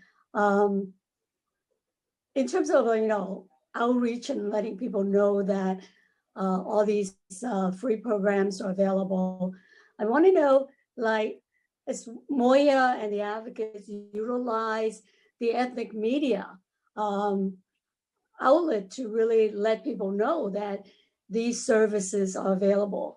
Because one of the issues that we have faced is that, oftentimes in ethnic community, you have these informal agencies or whatever that advertise and they help people with citizenship, and they do charge a lot of money, and then people, didn't happen and got cheated and all those problems, oftentimes because they don't know that government, or nonprofit have these programs that are available. So has Moya really looked at helping or putting resources to help, utilizing the media, ethnic media, to really let the community knows that these resources and programs are available to help them? Yeah, thank you so much for the question. We wholeheartedly, as you know, believe in partnering effectively with community and ethnic media. And so it has been a focus of ours to do so. We do it in a number of ways, not exclusively for immigration legal help, but immigration legal help and naturalization are always pieces of what we focus on in almost every communication that we have. So we have a news blast that we share with community and ethnic media with updates. We do regular community and ethnic media roundtables. We also publish op-eds in different languages that often get reprinted in community and ethnic media. And additionally, particularly on immigration legal help, we've done a number of things. One is partner with community and ethnic media for key or really important priority or critical announcements. So we've done that a myriad number of times around public charge and ensuring we're effectively reaching folks to understand sort of what does this mean and get legal advice before making any determination or decision as to their personal immigration case or status before withdrawing from benefits. Additionally, we launched last spring a Support Not Fear campaign, and the call to action there was around immigration legal help. That campaign we ran in community and ethnic media, in both print, but also radio and television. And it's something that we are looking at reviving again this year, hopefully in the spring. And one of the calls to action, as I said there, is around immigration legal help. And so connecting people directly to our hotline to receive those services. So those are some of the ways that we do see community ethnic media as a really, really important channel to do outreach and get information out in a trusted fashion, but always welcome other ideas. I guess the thing is like, I mean, on a regular basis. So it's not like, you know, an action here or a blast here in terms of, you know, regular, you know, weekly or something that, you know, keep it out there in the media and the public. Because a lot of the ethnic community, that's what they rely on, right? The ethnic radio, the newspaper. So I think that if something that the administration should look at, you know, maybe putting some resources in there and not just only rely on, you know, free advertising or just an article here and there, but regular kind of information that people see, because sometimes they missed it and then they don't hear it because there's still so many immigrants that's getting taken advantage of, especially with legal services and immigration. Unfortunately, you know, that's what's happening in different communities. And it's just so sad that people don't know about, you know, fee waiver, citizenship classes, all these are available to them. And oftentimes, even when we try to publicize citizenship now, and it just, not that many people take advantage of it. And so I think that that's something that we need more resources to really help, you know, get the word out regularly so that people can get this information. Thank you. So that will be in the budget, right? I think, Chair, we will have to look at exactly ESL classes and, you know, money for education outreach and all that to make sure that our community knows about all these good things that they should take advantage of. Thank you. Exactly, and to your point, Councilmember Chin, and if you have any other questions, let's keep teaming up here in this hearing, because I think we're really revealing this honor of retooling our city agency responses, understanding the flow, the changes in the flow, the fact that we're going to be in COVID operations for some time as we get relief from the federal government. But the next question I had is not just about creating spaces like adult literacy classes and all that. There's also a lot of misinformation. And so how is Moya working with all the city agencies to combat the misinformation regarding naturalization applications from notarios and other predatory businesses and bad actors? We know that world really well. We combat that all the time. But in this new positive response from the federal government, we know we're going to have those bad actors come back. And so how are you working to anticipate that and to combat that? Yeah, thank you for the question. So we are part of, as are many city agencies, the Protecting Immigrant New Yorkers Task Force, the Piney Task Force, that brings together stakeholders that share this interest in ensuring that we're effectively combating immigration fraud, including the Attorney General's office, the district attorney's offices, the New York Immigration Coalition, and many other partners. And from the city, the NYPD, the Department for Consumer Affairs, and our team as well. And this is an issue that is really, really critical. It's one of the many reasons that we have together created, you know, a universal entry point that we can push out without confusion about where people can go for legal advice. And the fact that it's city-funded support, and that people do not have to worry about the quality, but that the city is actually paying for incredibly high quality immigration legal help.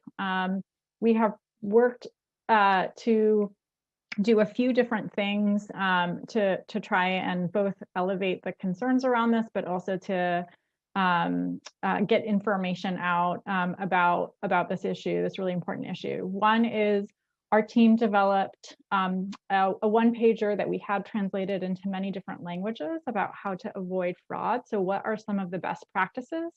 You know, sometimes simply saying, no, go here isn't the best answer for people, right? Maybe you want to go to the provider that supported somebody that you know, or that's being recommended to you by a community member, which is often what we hear.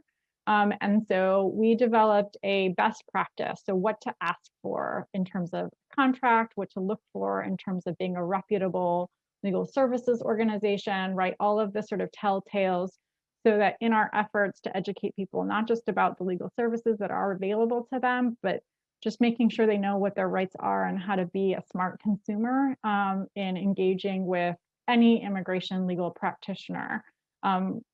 So we've developed that. It's translated into many different languages. It's part of our efforts in getting information out and doing outreach about this work. We also held a hearing last year on immigration fraud, joined by our task force members to sort of hear and better understand the experiences community members and legal services providers have in this space to inform the task force's work now and in the future. And that will be a part of ongoing conversations through those efforts. And further, we, through the Action NYC hotline, which is a hotline that is operated by Catholic Charities, there's a back-end partnership with the Office for New Americans that receives many of these complaints. So that team is fully trained on this and has the ability, without having somebody drop from the call, to ensure that they're being handed off appropriately to report or share any information about immigration fraud. But it is such an important issue and question. It is a very hard one to undercut, given the import of getting relief that people feel, and sometimes hearing no from a reputable provider about the ability to move forward in a case might make you desperate and go to somebody who's not so reputable and will take a lot of money in filing a fraudulent case, and that's not a good thing. So we really, really, really want to get good information out as much as possible. And one of the first things that I did last week when the announcement came from President Biden was to go on Univision and ask people to not go to any providers the next day, to be very clear that this was a declaration of an intention to go through legislation, but that nothing was yet available for folks.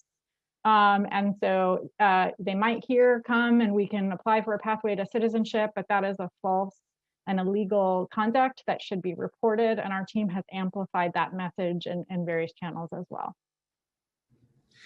I'm really excited to hear from the providers as well, to see if there are any other ideas that can come from their work being on the ground. And to your point, and this just reminds me of DACA when it came out, and there were a lot of questions about the application process, and notarios were out and about, and so many families were impacted. Some communities more than others.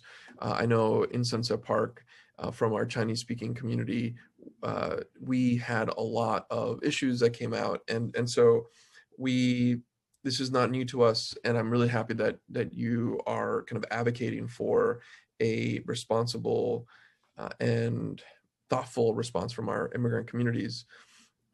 And I'm thinking about free tax return support that the city kind of puts together every year, and whether or not you're thinking about, or do you currently have anything in that form that can be really more robust in ensuring that people can have that support to pull those documents together as we anticipate a pathway, and what you might be thinking about in terms of creating something similar that can get rolled out so that people can connect to city trusted partners. I'm not sure I'm appreciating your question, but I'll try to, and maybe it's because we haven't thought of it yet, but as you noted, the Department for Consumer Affairs annually does free tax prep, which is just a tremendous program, an important one that we partner in amplifying with them, and have made sure that IDNYC can be used for purposes of accessing that program, and sort of partner in the effort to get the word out. We have not thought about, at least not to my knowledge, ways to partner with DCWP actually now, to leverage that program or to build upon it in this moment. And certainly that's a conversation that we can have. We do know, I believe that, all of their financial counseling centers remain open or available to New Yorkers at this moment. I don't think any of that has been impacted in a way where it's shut down by the pandemic. So my anticipation, without knowing more, is that includes all of the efforts around tax prep that will happen.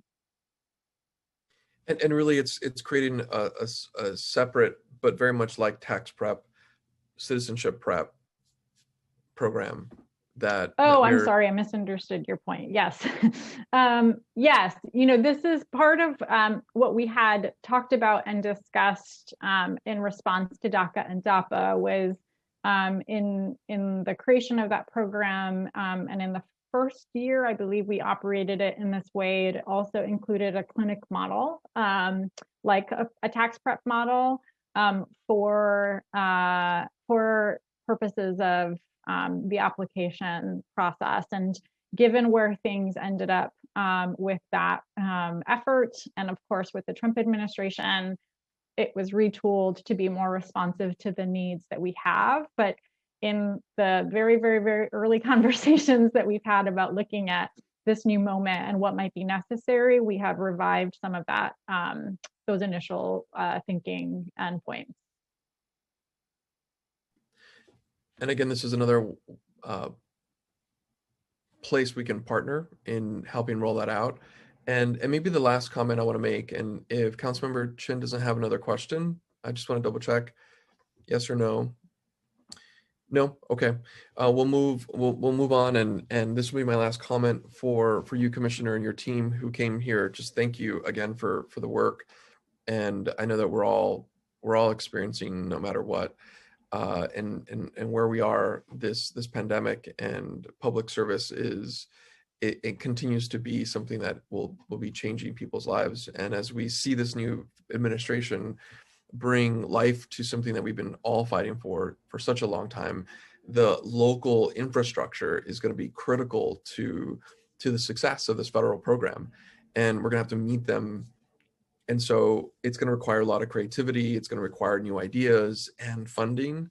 And so this is not a budget hearing, but very soon we're going to have a budget conversation, and I hope we can work in anticipation for that, so that we can retool and grow where we need to, and redistribute where we need to ensure that we're getting as much support to what we need.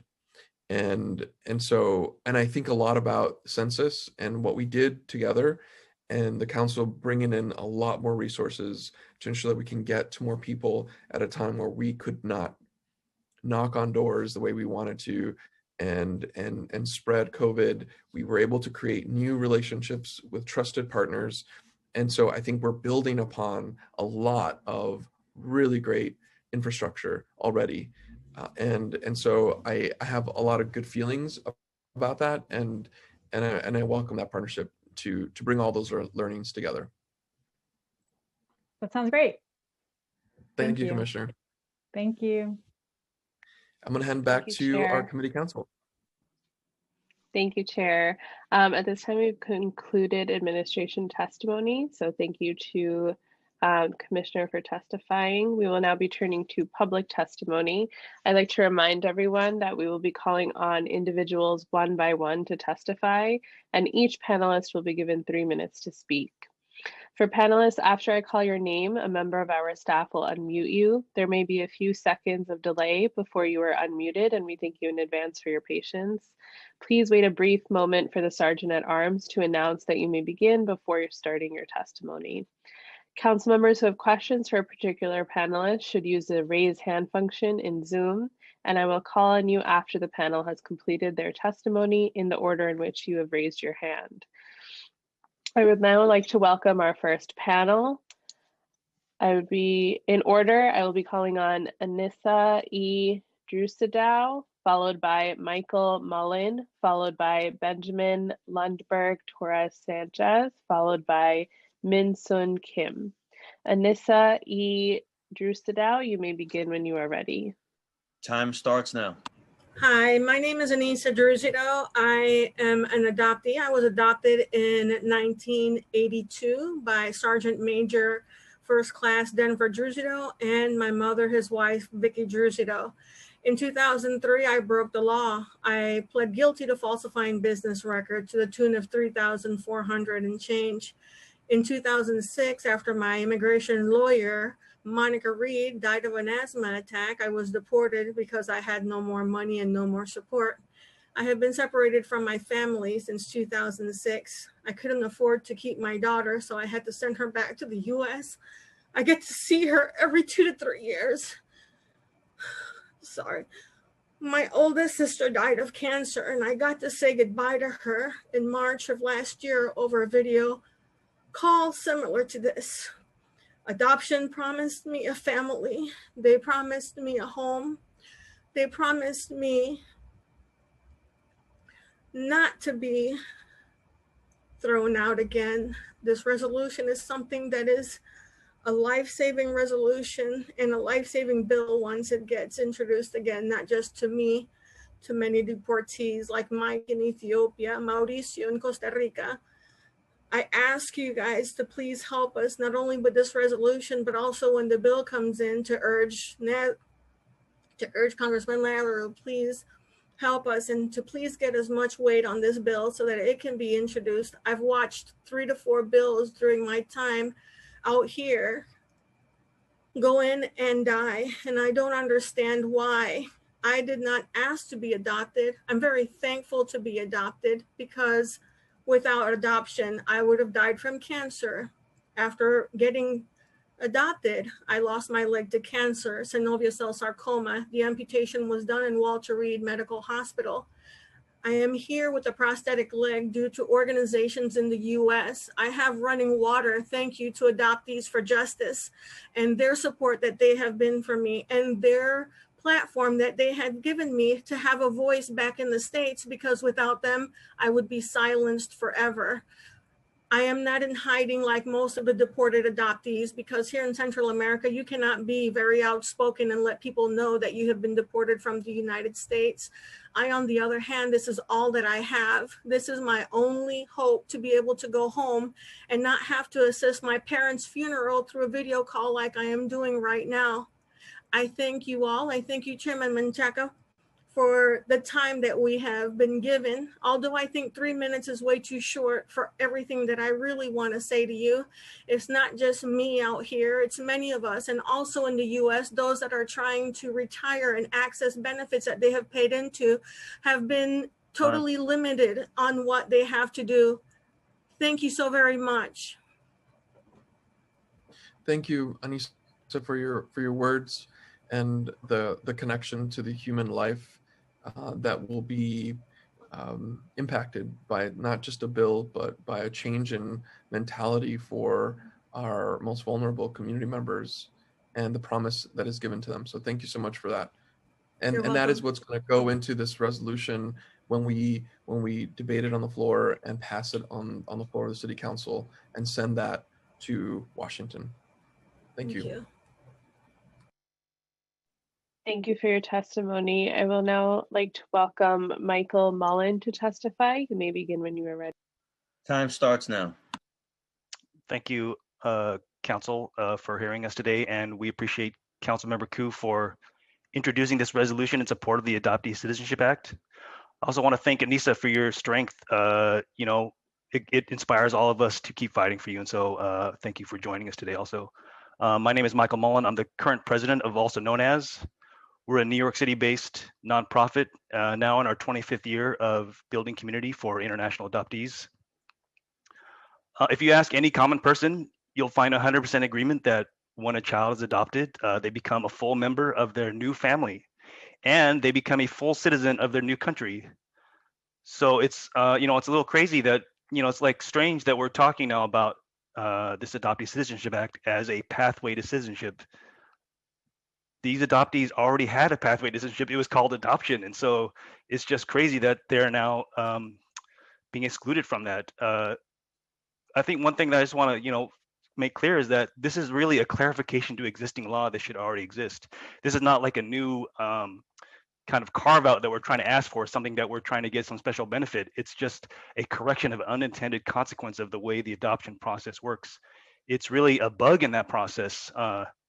Like we all have experienced, bugs in the software, like when I'm sure there's bugs in the software you're trying to use when you're trying to run your city council meetings. But which can, those bugs are very frustrating and annoying. But this bug is destroying lives. It's breaking up families.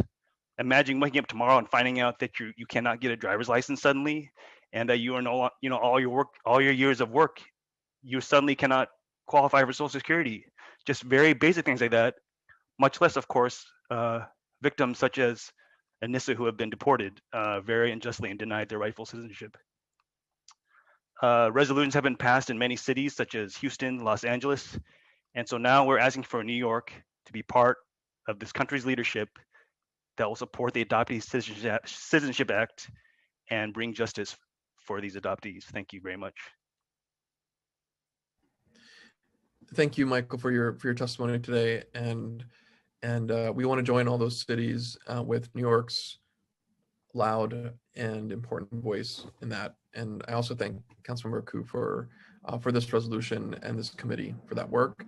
And I also want to acknowledge that we've been joined by Councilmember Matthew Eugene from Brooklyn, member of the committee. Thank you, Chair, and thank you for your testimony. Next, I'd like to welcome Benjamin Lundberg Torres Sanchez to testify. You may begin when you are ready. Time starts now. Good morning, City Council members and speakers. Thank you so much, Councilmember Koo. I really appreciate everybody's focus and attention so much today on considering accessibility. I also want to thank Anissa and Mike for your testimony and just express appreciation for time to speak today. My name is Benjamin Lundberg Torres Sanchez. I use they, them pronouns, and I'm joining you from unceded and occupied Lenapehoking, known to many as Brooklyn. I'm an arts educator who has worked in New York City public schools for 10 years and currently work with Pathways to Graduation students in New York City's District 79. I was separated from First Family in Colombia for 28 years through a private transnational adoption process initiated in New York State. We know that adoption and foster care industries, as well as systems of family regulation and surveillance, like the administration of children's services, disproportionately impact Black and Indigenous families, immigrant families, and the children who are separated from those first families. My adopting parents are white, English speaking, and wealthy enough to afford a lawyer to make sure that my paperwork was in order and that I was granted citizenship through naturalization. Of course, not all families have the means to have a legal expert aid them in this process. Despite all of these supports, and despite the fact that I was issued a US American passport as a teen, I was erroneously classified as a legal immigrant with the ability to work and was initially unable to access financial aid when I applied to college, requiring me to spend more time at Social Security Administration to fix this error. A relatively small impact for me, but of course there are many more severe potential impacts that folks can face, including deportation, as Anissa mentioned in her own case. Just like our comrades who are DACA and TPS recipients, US American citizenship is a huge support to our mental, emotional, and spiritual well-being, and as was importantly mentioned by the commissioner, is a support to our material well-being as well. The movement to guarantee citizenship for people separated from their families through international adoption processes should be undertaken alongside the fight to secure citizenship and other rights and protections for TPS recipients, DACA recipients, and their undocumented family members whom are historically undersupported by policymakers nationwide. Given the many dynamics of choicelessness, displacement, and dislocation that adopted and fostered people face, the situation of being denied citizenship and its benefits only adds to the unnecessary obstacles within our lives. I'm calling on policymakers at all levels to act to redress this easily remedied issue. Thank you so much for the time. Thank you for your testimony. I'd like to now welcome Min Sun Kim to testify. After Min Sun Kim, we'll be hearing from Adam Lee Goodman. Min Sun Kim, you may begin when you are ready. Time starts now.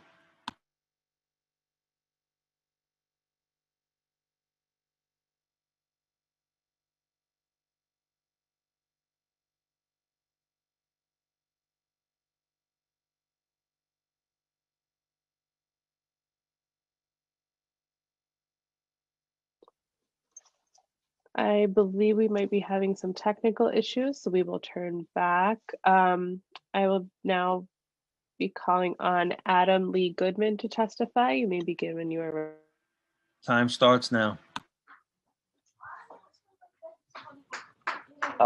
Thank you very much, Committee Council, Chair Menchaca, Committee Council Member Koo, and my previous panelists.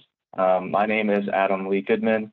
I was adopted from South Korea, and I was lucky enough to have to be given citizenship and to have a family member, my adoptive father, have the knowledge and the wherewithal to go through the process.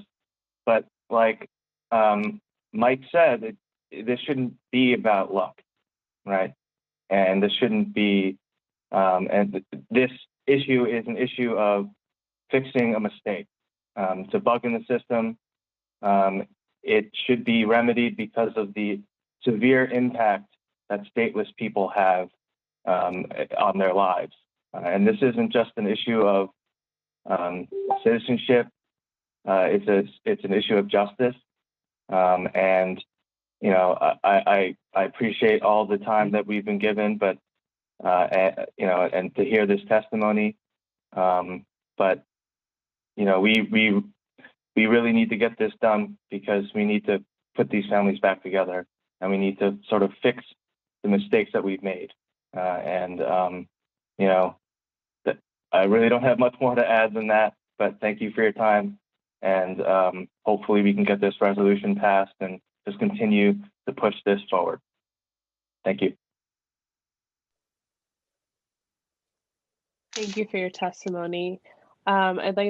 I'd like to now welcome Min Sun Kim to testify. You may begin when you are ready. Time starts now.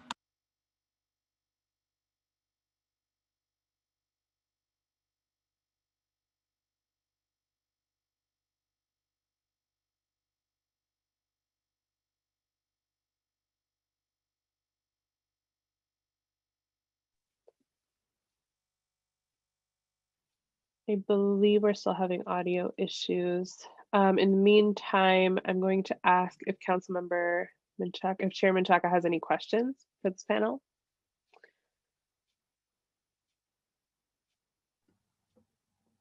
No questions. Thank you. Okay. I want to say thank you to the panelists who are here. And again, we want to hear as many New Yorkers as possible.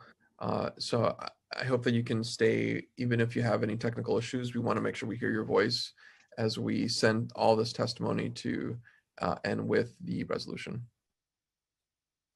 Thank you, Chair. As a reminder for anyone who is not able to testify today, you can submit written testimony at testimony.council.nyc.gov. We're now going to move on to our next panel. So I'd like to thank this panel for their testimony. In order of testifying, our next panel will be Mitu Dhar, followed by Terry Lawson, followed by Alexandria Rizzio, followed by Sean Bloomberg, followed by Sarah B. Greenberg. Mitu Dhar, you may begin when you are ready. Time starts now. Good morning, Chairman Menchaca and members of the Committee on Immigration. Thank you for inviting me to speak on this very important topic. My name is Neetu Dhar, and I am the Managing Attorney for the CUNY Citizenship Now City Council Immigration Services Program. I'm here on behalf of Alan Wernick, our Executive Director. CUNY Citizenship Now started in 1997, providing free, high-quality, and confidential immigration services to individuals and their families on their path to U.S. citizenship. We have 8 centers located through New York City and are in 34 City Council offices. Our partnership with the City Council began in 2012, and thanks to the generous support of the City Council, we've served over 51,000 individuals and families at City Council sites and offices. Due to the pandemic, we've adapted our services to reach constituents remotely. Similar to Farhana Chowdhury and Ileana Diaz, who had testified earlier today, I began as a volunteer with CUNY Citizenship Now. This was about 10 years ago. I realized then there were and continues to be a large number of immigrants who cannot afford the cost of private attorneys and/or immigration fees. Because of this, and because they're unaware of other options, immigrants often have to turn to notarios or unethical businesses for help. These entities would take advantage of the immigrants' vulnerability and make false promises, which often resulted in the immigrants' removal from the United States. At CUNY Citizenship Now, we offer high-quality free services that provide another choice for immigrants. Our services eliminate the need for an immigrant to rely on these unscrupulous individuals and businesses. Until meeting with us, individuals that we heard from, such as Farhana Chowdhury and Ileana Diaz, were unaware that filing fees for naturalization can be reduced or completely waived. Fee waivers have made it possible for many to apply for naturalization. The Trump administration announced last summer that they would move forward with their plan to substantially increase immigration application fees and eliminate fees, and eliminate fee waivers, especially in certain limited circumstances. This would have had a crippling effect on the poor and low-income immigrants and their ability to become US citizens. In response to this, CUNY increased work and staff hours in order to assist more applicants before the deadline. Thankfully, the court blocked the administration from increasing fees and eliminating fee waivers. While some constituents are deterred by costs, others do not apply for naturalization because they're overwhelmed or fearful of the process, especially because of the last administration's restrictive immigration policies. CUNY Citizenship Now serves to alleviate these fears by providing information through our media outlets, Facebook Live series, and by speaking at various forums. The pandemic has had a debilitating effect on those applying for citizenship.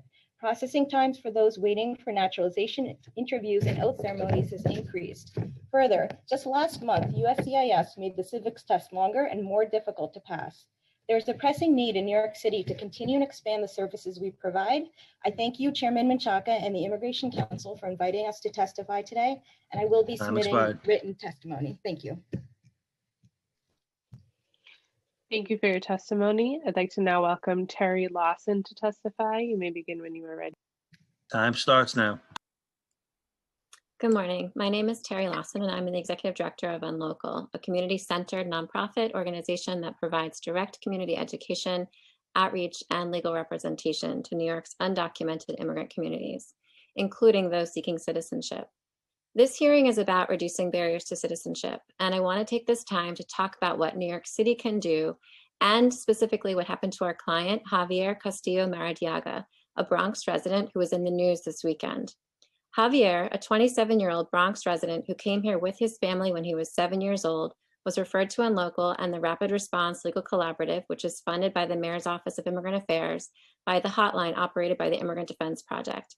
Back in 2019, Javier was stopped and frisked on a Bronx street by the NYPD. While in DOC's custody, Javier was unlawfully transferred to ICE custody by DOCS in violation of NYC detainer laws. After 14 months in custody, Javier's criminal case was finally dismissed by the Bronx DA in January 2021. During this time, Javier was unable to renew his DACA status due to being in ICE detention. Days before the inauguration, Javier was transferred from an ICE detention center in New York to an ICE staging facility operated by GEO in Alexandria, Louisiana, and told that he would be deported on Friday, January 22nd, on the second full day of the Biden administration.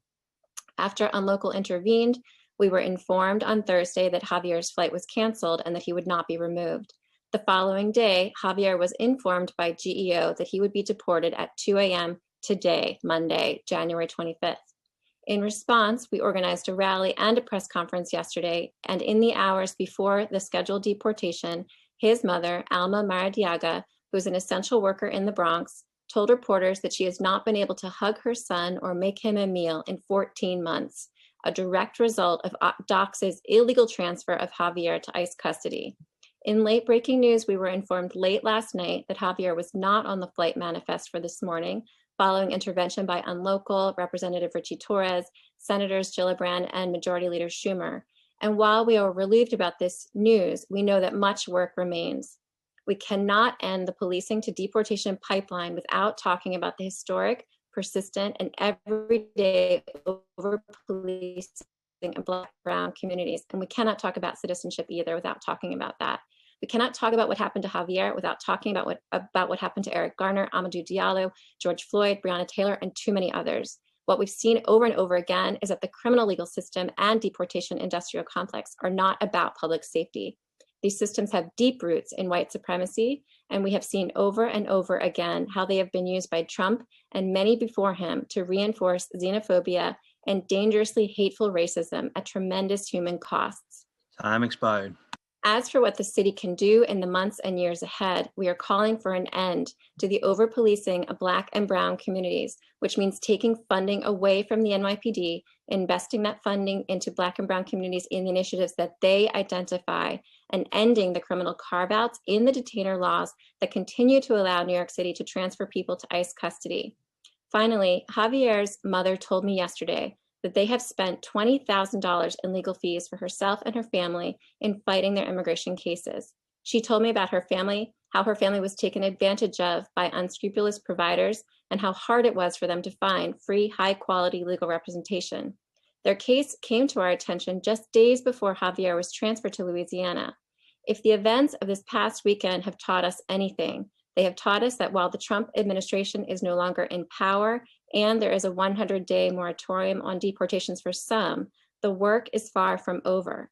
Deportation flights are still taking off every day, and unlocal and immigration advocates across the city are working tirelessly alongside immigrant New Yorkers to ensure that they remain here with their families. Javier is DACA eligible. His siblings have DACA. His parents have TPS. But they and 11 million others should have the full citizenship rights that you and I enjoy. We call on the City Council and the Mayor's Office to use all of its resources to make that happen. Thank you. Thank you for your testimony. I'd like to now welcome Alexandria Rizzio to testify. You may begin when you are ready. Time starts now. Thank you to the council for convening this hearing and inviting the public to speak this afternoon. My name is Alexandra Rizzio, and I am a managing attorney at Safe Passage Project, a nonprofit legal services organization that provides free representation to immigrant children facing deportation. We serve children who live in the 5 boroughs of New York City and in the 2 counties of Long Island. No immigrant, not even a child, is appointed a lawyer in immigration court. If a child cannot afford to hire a lawyer, they will be forced to defend themselves alone against a trained government prosecutor and a judge, with deportation back to dangerous conditions as the likely outcome. Safe Passage Project helps correct this injustice by providing free attorneys to kids. Beyond legal services, our social work team addresses the broader needs of clients, such as school enrollment, homelessness, access to healthcare, psychological services, and public benefits. The New York City Council is instrumental in our work. You fund our work through the Unaccompanied Minors Initiative and the IOI grant stream. Without your unwavering support, which we've had since 2014, we would not be able to serve the over 1,200 clients that Safe Passage serves now. In fact, the City Council's support for the iCare Collaborative is groundbreaking on a national level and has shown that local initiatives that support universal representation for immigrants, essentially filling a gap where the federal government refuses to act, is not only possible, but successful. Thank you. After 4 long years where our clients, young undocumented immigrants, were constantly at the tip of the Trump administration's spear, we are feeling some degree of hope this week. Of course, the New York City Council has long been a leader on immigration issues of legal representation in immigration court. We hope that in the coming years, we will witness a sea change. Our dream is to create a city where all New Yorkers, regardless of immigration status, can realize sanctuary. The topic of this hearing, barriers to citizenship, is a salient one. We are hopeful that the changes at the federal level will open pathways to our clients and their families. At the same time, US citizenship is difficult to achieve, expensive, and roadblocks litter the way, even for someone with a straightforward case. The following are issues that the City Council can exert influence over and help correct. Over-policing of communities of color. Even a simple or minor interaction with police can derail a person's citizenship application. Policing in communities of color is truly the intersection of racial and immigration justice. This summer's racial justice protests have only highlighted the brutal and unjust way police treat peaceful protesters. Until the city reckons with the NYPD's legacy of violence, and until Black and Brown communities are no longer the subject of over-policing, young people will be caught in a dragnet that affects their lives, up to and including their safety in the United States. The City Council should work to reform policing in New York City. It is the right thing to do, it is overdue, and it will Time expired. citizenship. One more point is that naturalization applications are extremely expensive. To become a lawful permanent resident, the cost is over $1,000. Though fee waivers are sometimes available, the federal government under the Trump administration made it a point to limit the availability of fee waivers and increase the fees. The city council could establish a fund to assist low-income residents to help them pay for these applications. Thank you for the opportunity to testify. Thank you for your testimony. I'd like to now welcome Sean Bloomberg to testify. You may begin when you are ready. Time starts now. My name is Sean Blumberg. I am a supervising attorney in the Immigration Community Action Project at Brooklyn Defender Services. I want to thank Chairman Chaka for holding this important hearing today.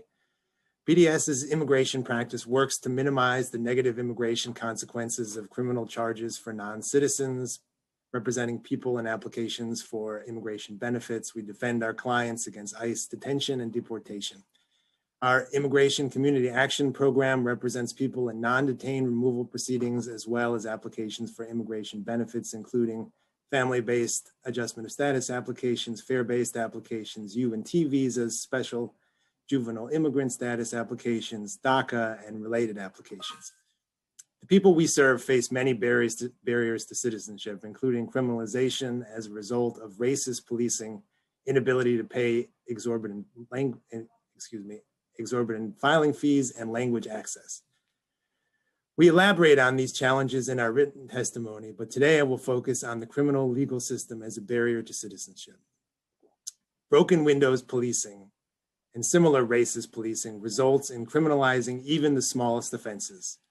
Mere arrests, even in cases that are later dismissed or resolved with a non-criminal violation, can lead to denials of citizenship as a result of inability to prove good moral character.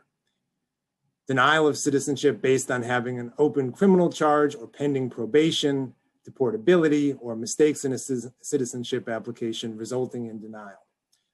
For example, I give you the example of Edward Connor. Mr. Connor is a 52-year-old legal permanent resident who was convicted almost 30 years ago of drug and prostitution-related offenses. Since then, Mr. Connor has not had a criminal conviction. He has worked as a buyer and window display designer for a clothing retailer for nearly 2 decades.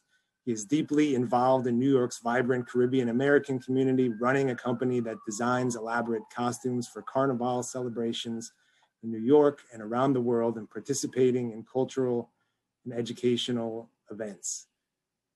However, because of his prior criminal history, Mr. Connor could not apply for US citizenship for many years, resulting in his being in a legal limbo. After a lot of advocacy, last December, Mr. Connor was finally granted a pardon by Governor Cuomo.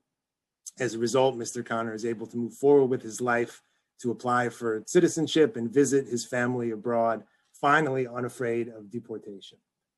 Without years of advocacy, Mr. Connor would not have been able to move forward in this way. Some important benefits of citizenship include enfranchisement, stable status without risk of deportation, the ability to sponsor family members, and travel freely. With the new administration in Washington, we are hopeful that pathways to citizenship will open up, and want to make sure that people we serve are able to be included without the barriers of exorbitant language access and difficulty accessing legal services. BDS's immigration work is made possible through the funding of the New York City Council. As a result of these barriers to citizenship and the high stakes involved, there is continued need for funding for legal services, especially for affirmative applications such as citizenship. And we hope urgent and critical immigration reform happens rapidly at the federal level and more people become eligible for affirmative relief.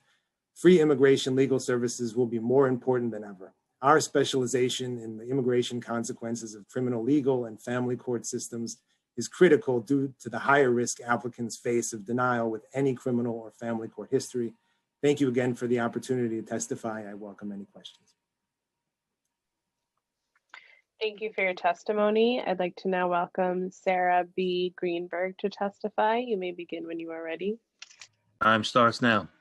Good afternoon, and thank you for the opportunity to present testimony. My name is Sarah Greenberg, and I am a staff attorney in the Domestic Violence Immigration Project at the Legal Aid Society. Legal Aid encourages the Council to pass Resolution number 1229 in support of the Adoptee Citizenship Act. Currently, a child born outside the US to non-US citizen parents can become a US citizen by deriving citizenship through adoption by one or two US citizen adoptive parents. The Child Citizenship Act, or CCA, simplified derivative citizenship for most children, particularly adopted children. From the time it went into effect on February 27, 2001, it prospectively granted automatic citizenship to adoptees and to those who were under the age of 18 on that date. For adoptees born before February 28, 1983, their citizenship was dependent on whether their adoptive parents had taken the affirmative steps to naturalize them. The onus was on parents, but some never completed the process. Some adult adoptees, now 37 years old or older, bear the deleterious consequences. For those unaware that they are not US citizens, many find out when they are applying for a passport or are required by an employer to provide proof of their immigration status. They are unable to vote, travel, or obtain financial aid for college. More critically, without citizenship, adult adoptees are vulnerable to being removed from the US for criminal offenses or non-criminal grounds of deportability. As we heard earlier in Ms. Drusadow's heartbreaking testimony, this loophole in the CCA has resulted in the deportation of numerous adult adoptees to countries where they have no memory, relatives, or ability to speak the language, and cuts them permanently off from their US citizen families. The Adoptee Citizenship Act would extend automatic citizenship to inter-country adoptees who were older than 18 when the CCA came into effect and meet the requirements. Would-be citizens who linger in the CCA's loophole include those who form the fabric of our dynamic city. On Korean American Day in 2000, US Congresswoman Grace Meng stated on the House floor, "Today there are 35,000 adult international adoptees who are in the US without citizenship and are at risk of deportation. This includes thousands of Korean adoptees who are undocumented in New York." The Legal Aid Society urges the Council to pass Resolution number 1229, ensuring that all inter-country adoptees are granted citizenship and enjoy the rights and privileges conveyed therein in the country they call home. Thank you. Thank you for your testimony. I'd like to now turn it over to Chairman Chaka for questions. Thank you to this panel. All of you represent so much of what we are trying to build in partnership with all of you who are engaging directly and providing services. Much of that provided through a financial funding mechanism, and that needs to continue. And there's no doubt through the conversations we just had with our commissioner that we're going to have to do this together. And so the importance of this resolution and this larger conversation about ensuring that every New Yorker has what they need to break through the barriers. A lot of it is assistance, legal assistance, it's financial assistance, it's getting through the notarios that are going to try to take advantage of our community. All of this is going to be really important. And I think what I want to ask all of you is the following. As you anticipate some of these issues, can one of you or two of you talk a little bit about how you're anticipating the flow coming in, how you're going to feel it, and through what kind of mechanisms? And what I'm looking for are things that we haven't spoken to, and that's just really, I think, where we need to focus the conversation here. Are like how are people who you connect with and are trusted partners in the community connecting with LPRs and other community members? How are you going to expect that flow? Does anybody want to take that? I can start, and I'm sure others will join in.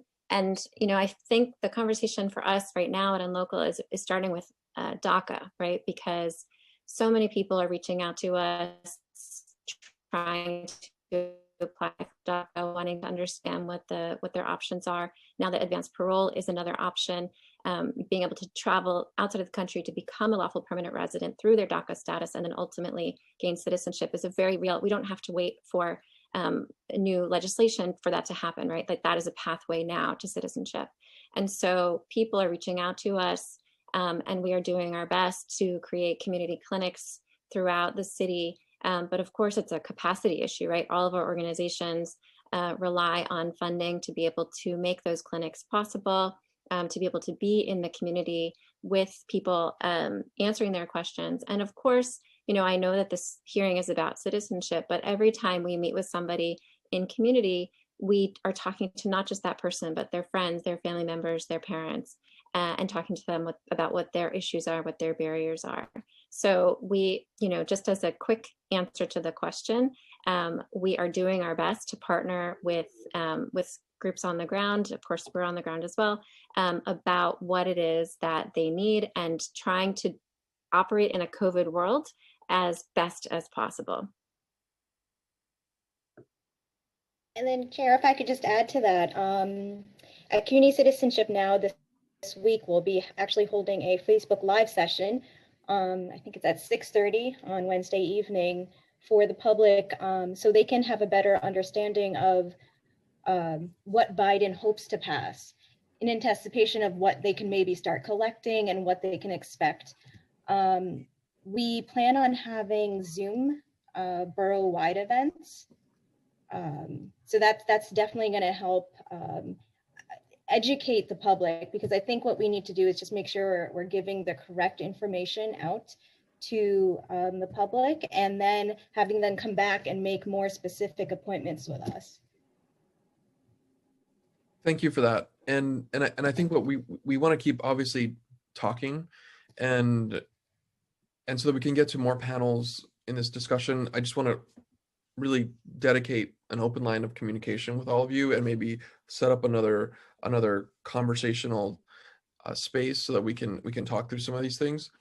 Because the other thing that I want to lift up from the testimony that most of you really pointed to was that this liberation that we're trying to fight for in response to COVID, and the incredible movement that Black Lives Matter brought to our attention, this intersection between what has happened with the criminalization of poverty and the engagement that so many of our institutions need to change.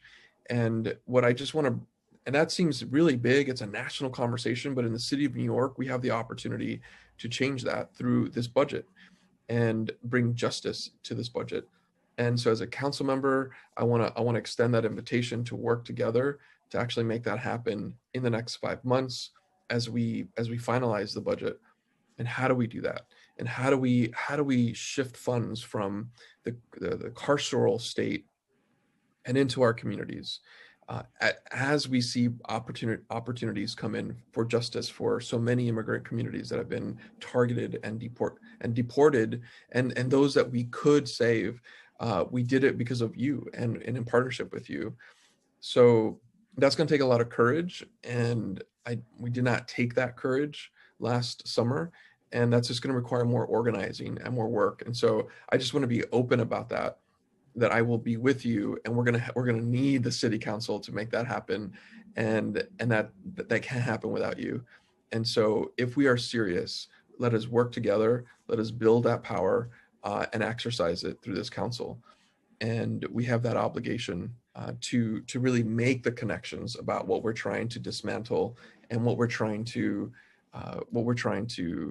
feed in terms of finance, attention, restructuring, and that's going to take a lot of time. And we have months.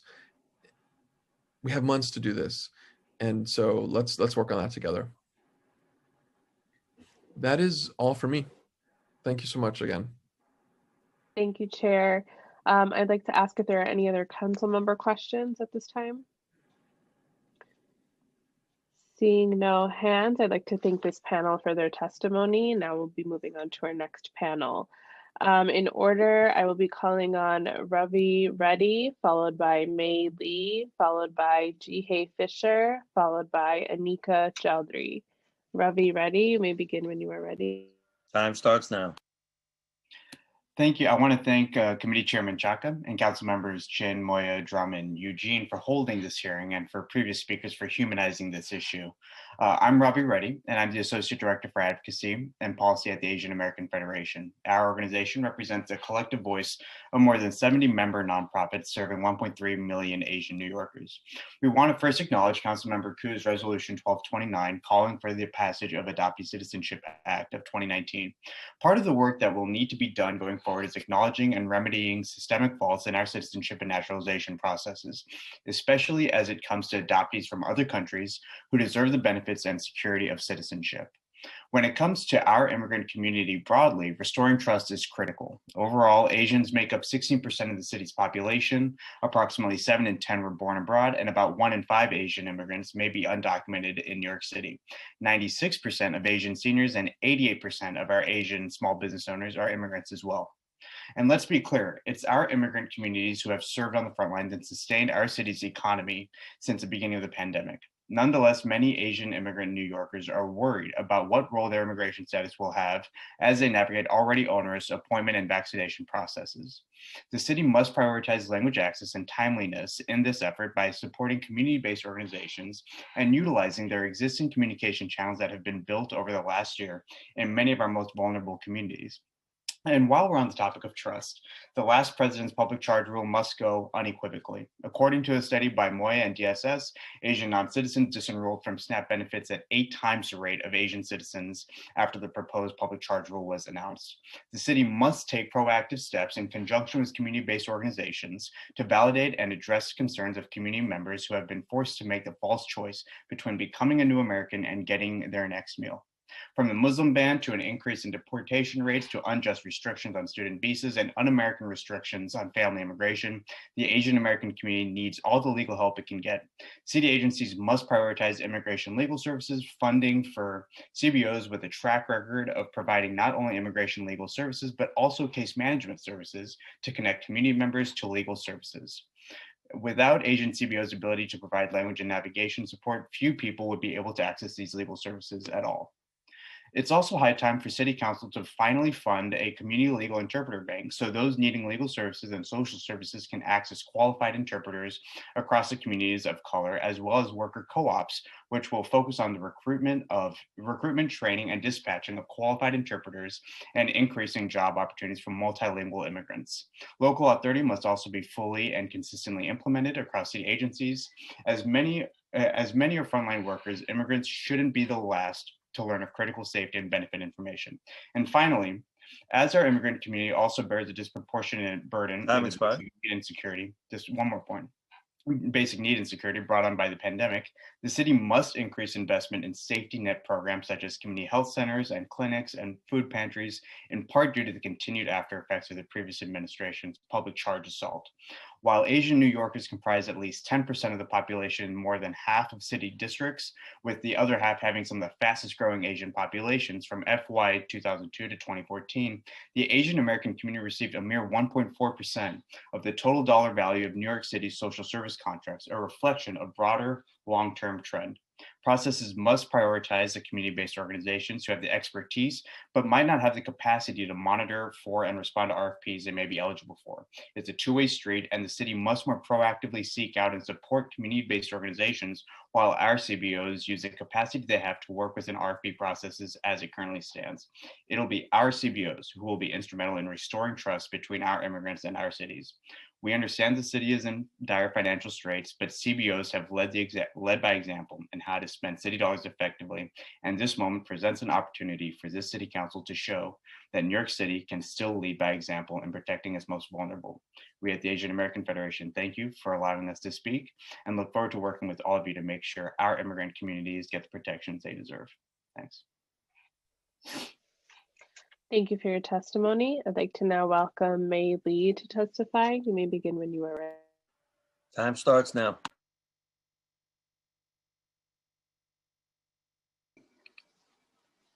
Okay, hi, good afternoon.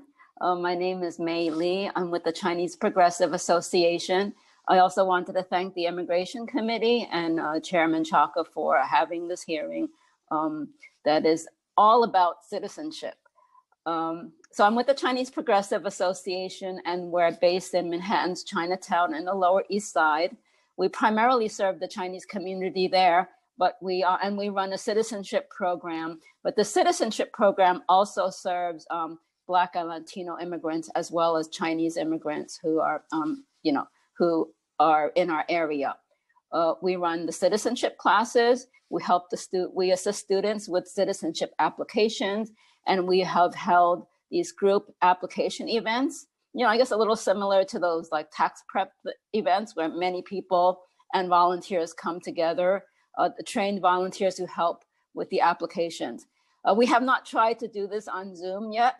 So we actually it's always been in person indoors. So we haven't done it since early last 2020. And I'd like to say that we have had it at many different community sites, including the public library, the local library. We partnered with one of the settlement houses, Educational Alliance and Manny Cantor Center. And we also partnered with Chung Pak, which is a senior housing complex where everybody is at least 85 years old. All these events were also open to the public as well as the residents or participants of that particular organization or complex. So I just like to I'm not going to repeat what other people said, but just make a few comments from our experience. I think continuing education about public charge is really important. I thought it was all done and everybody knew about it, but today we still meet people who are hesitant to apply for citizenship or citizenship applicants who are hesitant to apply for benefits, which they are eligible for. And it is because of public charge. They're told, they shouldn't do it, or they think they shouldn't do it. Just about the fee waiver, even though USCIS still offers the fee waiver and the fees have not yet gone up to $1,000 and the fee waivers are still there, it is still not within reach for many. Okay, so for example, if you're a family of two and your income is anywhere, if it's below $34,480, you can get a partial fee waiver or the full fee waiver. But if it's just $1 over that, you pay the full price, which is $725. So I think that's still a lot of money and it would be a barrier. So I'm not familiar with the fee fund that the commissioner was talking about, but it certainly needs to be expanded and continued. Okay. I'll submit the rest of my testimony. Thank you for your testimony. I'd like to now welcome G. Hay Fisher to testify. You may begin when you are. Time starts now. I would like to thank Chairman Chaka and the members of the Committee on Immigration for the opportunity to testify. Oh, Ms. Fisher, there is an issue with the audio. Is it just me? No, not you, Chief. Not you, sir. Everyone. Okay. I want to make sure we hear your full testimony. Can you hear me? There we go. Yes. Thank you. Time starts now.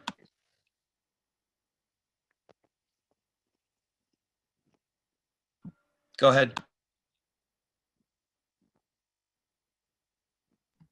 You can begin again, Ms. Fisher. I would like to thank Chairman Chaka and the members of the Committee on Immigration for the opportunity to testify.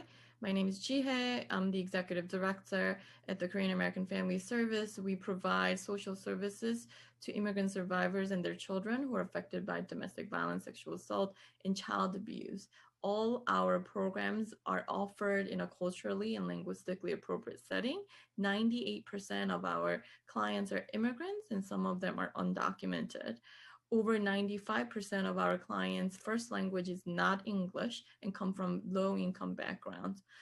During New York State on pause and throughout the COVID-19 pandemic crisis, KFSC responded to a 300% increase in calls to our 24-hour bilingual hotline.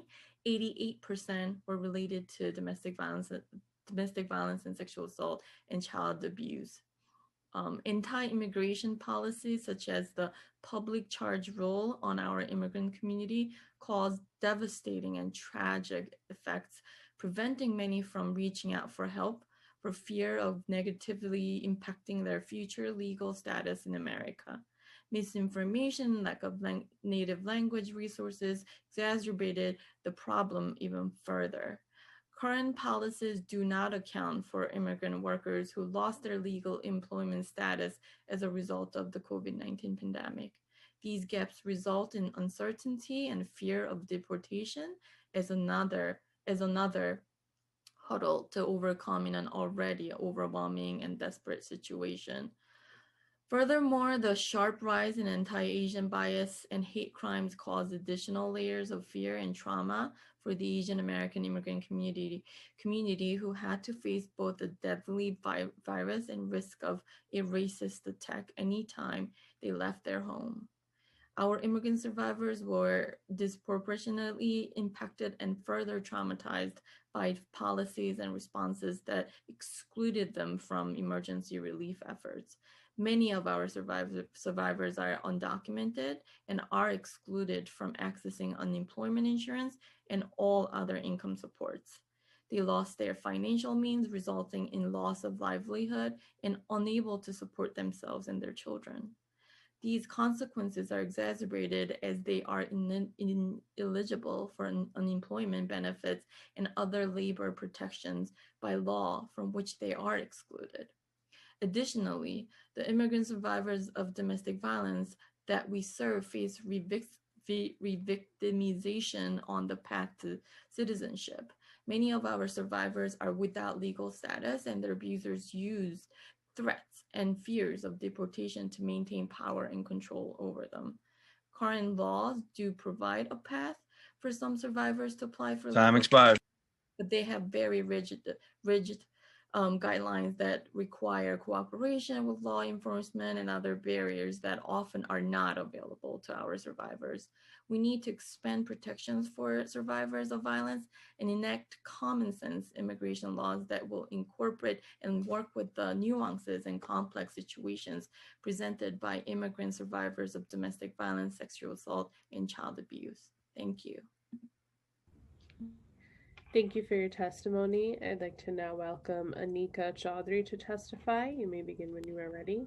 Time starts now.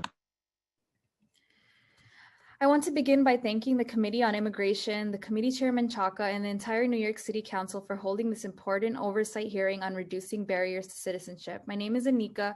I'm the Priority Area Specialist External Engagement at the Arab American Family Support Center.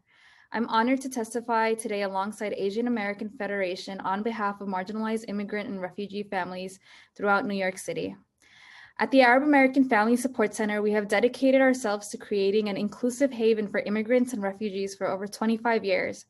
While we serve all who are in need, we have gained cultural and linguistic competency serving New York's growing AMEMSA population, Arab, Middle Eastern, and Muslim and South Asian communities. Additionally, our team now speaks over 27 languages and over 30 different dialects. Although today's focus shows a step in the right direction for expanding citizenship for adoptees, there is much work to be done to reverse the effects of anti-immigrant policies and rhetoric. Immigration policies such as the public charge rule continue to cause angst among our immigrant community members. Many feel reluctant about enrolling in the services and benefits they need for fear of discrimination or deportation. We have received numerous calls and visits from individuals concerned about the implications on themselves and their family members, particularly those who are now being forced to decide between feeding and housing their families or seeking legal permanent status in the US, especially during this deadly pandemic. In light of the new Biden-Harris administration, there has been conversation about an 8-year pathway to citizenship for those currently living in the United States without legal status. Although we are hopeful to seeing such changes in federal policies, we urge the city to address the immediate needs of our immigrant communities. The chilling effect caused by the public charge rule continues to hurt our vulnerable immigrant communities, and changes at the city and state level are needed to protect them. AAFSC, alongside the Asian American Federation, requests that the city expand language access to our marginalized immigrant communities in a culturally and linguistically competent manner, keeping in mind that content in different languages must be translated in the correct dialect and tone. As Councilmember Chin mentioned, we would very much love to see ethnic media also being used to spread information. We also request that we continue to help mitigate mitigate the impacts of the disastrous federal policies like the public charge rule on our immigrant communities during the ongoing pandemic by spreading information to dispel the fear-based rhetoric and myths. We also request that we provide more legal defense funding to allow immigrant communities to reach out about their legal status and have access to their rights, remain with their families, and understand immigration laws. We would also like for the City Council to commit to supporting immigrants and refugees with trainings and additional resources. The Arab American Family Support Center is already working to educate community members about the implications of public Time charge. expired. But with your support, we can amplify our impact. We thank you for your attention today. Thank you for your testimony. I'd like to now welcome Min Sun Kim to testify. You may begin when you are ready. Time starts now.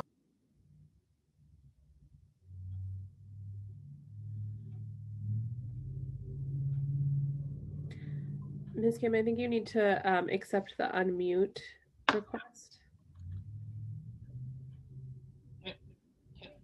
Can you ask them to call on you? Wait, hold on. I'm gonna just leave.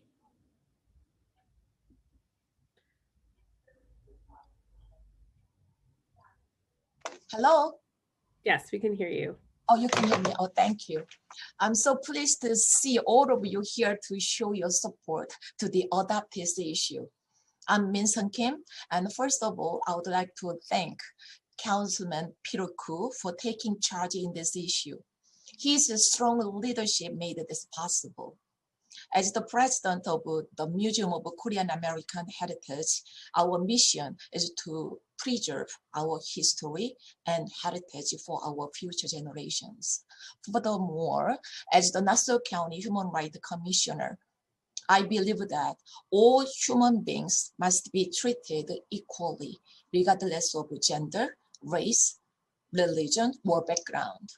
The foremost value of democracy is to take care of our most underprivileged community. I am here today to fight and support for adoptees to be able to live as proud citizens. Passing this legislation is a priority for this humanitarian issue. Thank you to everyone involved, and I sincerely hope all our efforts will bear fruit in Congress. Thank you. Thank you for your testimony. I'd like to now welcome Anika Syed to testify. You may begin when you are ready. Time starts now. Yes? Hello?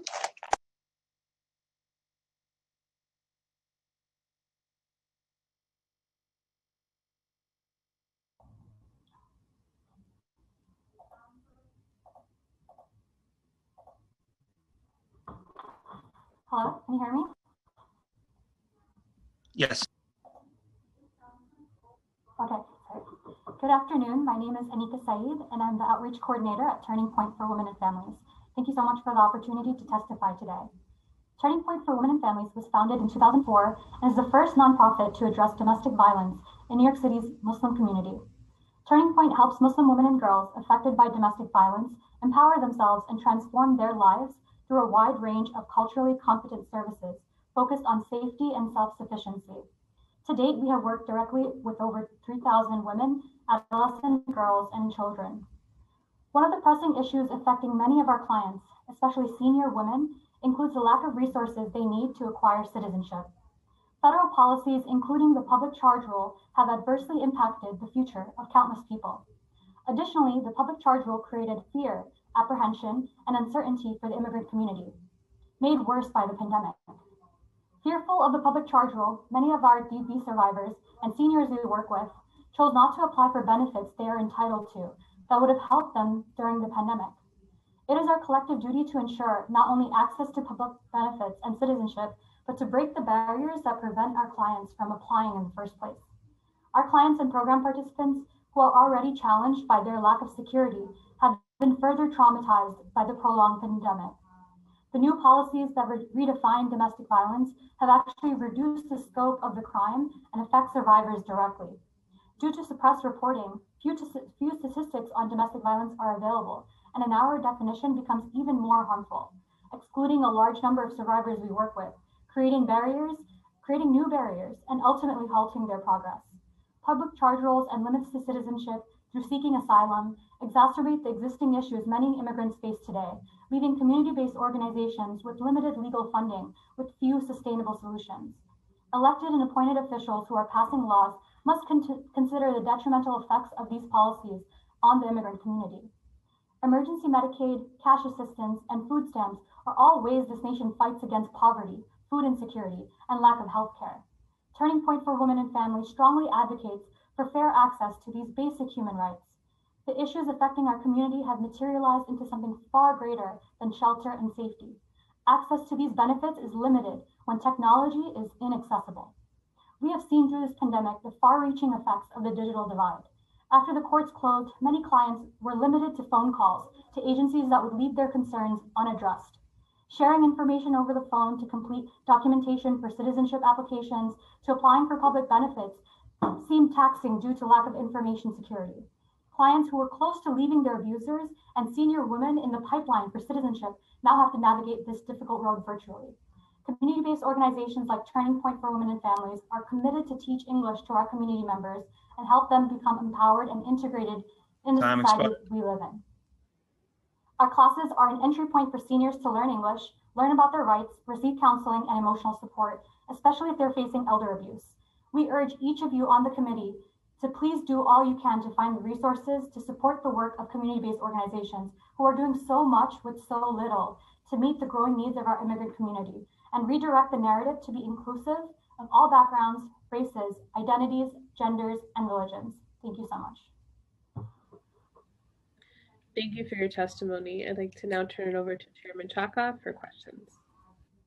Thank you. And I just want to say thank you to this panel. I am thankful for a couple things that were really highlighted.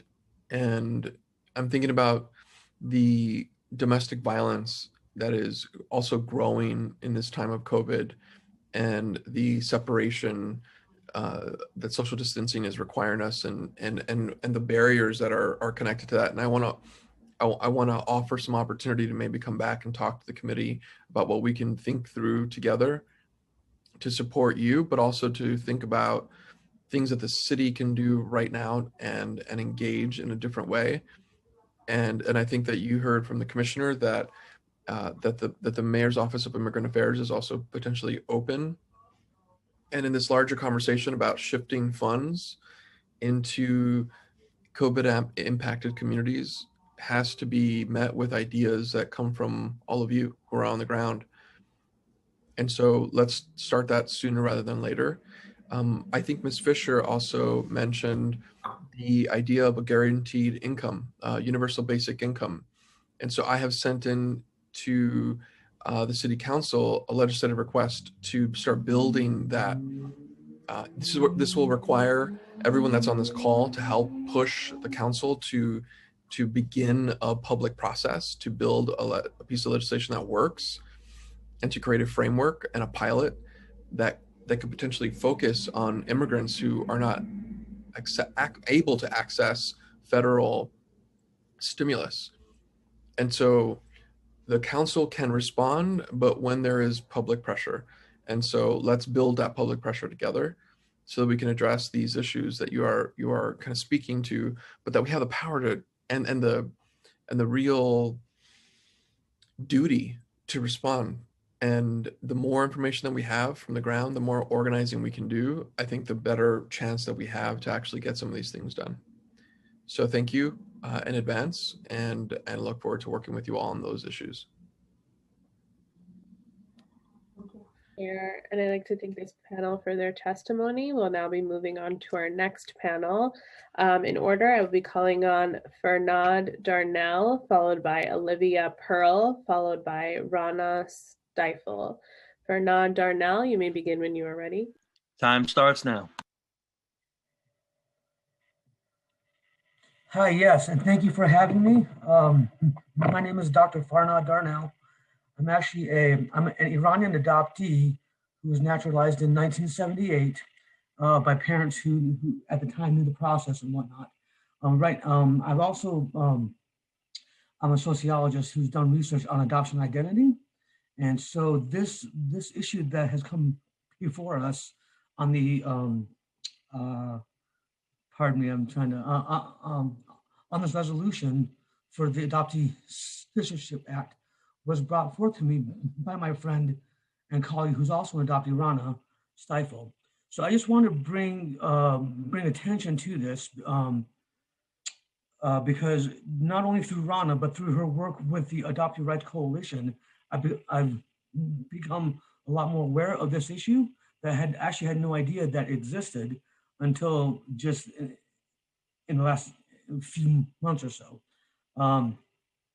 The importance that I want to bring to this is the fact of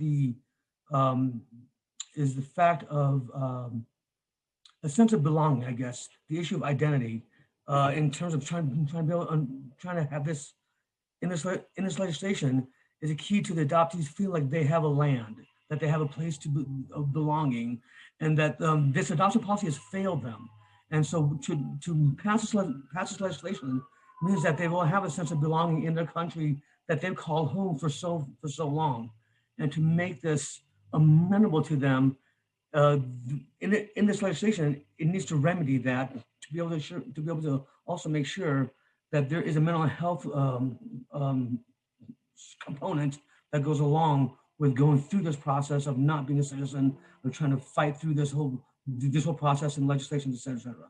So anyway, I don't have anything a lot more formal, but I just want to show my support both as an adoptee, as a researcher. I apologize for the background, as an adoptee and as a researcher, but also someone who I was young and going through this process, but now as an adult and knowing what it takes, their frustrations, and share their frustrations. I want to make sure that their voice is heard through me as well. So anyway, thank you for your time. Thank you for your testimony. I'd like to now welcome Olivia Pearl to testify. You may begin when you are ready. Time starts now. New York City Council members, thank you for having me today. And thank you, Council Member Koo, for introducing Resolution 1229, very important legislation that highlights the need for the Adoptee Citizenship Act, an inclusive bill that will grant citizenship to all adoptees, including those with criminal convictions. Since 1948, over 500,000 children have been adopted from abroad by U.S. citizen parents with the promise of a better life. Yet the adoptive systems have failed to protect the children that they've intended to protect. Adoptive parents, agencies, attorneys, and the United States government are all responsible for ensuring that transnational adoptees have a safe place to call home in the United States. However, an estimated thousands of legally adopted individuals who were born before February 27, 1982, and raised in the United States, or those who did not enter the country as on an orphan visa, do not have U.S. citizenship and therefore are potentially subject to deportation. It is now our responsibility to ensure the safety and protection that citizenship grants to these adoptees and right a wrong that should never have occurred in the first place. It starts here with you today. My name is Olivia Pearl, and I'm here on behalf of Adoptees for Justice, an organization that empowers adoptee communities and fights for restorative justice for all adoptees, particularly those who are most vulnerable. I am a transnational and transracial adoptee, meaning that I was born in another country and that I'm not of the same race of my adoptive family. I was adopted from Russia as an 18-month-old into a loving white family. Prior to adoption, I was cherished at the orphanage. The women caring for me cried as they handed me off. My mom was able to hire a translator, Max, who spoke with me in Russian and was the only person who made me smile or laugh for the first few days of my new life. Many people incorrectly assume that babies do not notice or remember traumatic events. While I have compartmentalized so much of the trauma of being taken away, much of the resulting damage remains. In addition to coping with this stress, adoptees without citizenship are led to endure many other traumatic experiences navigating the United States systems. My mom had to apply for my citizenship, and I am here to tell you why all adoptees deserve this right.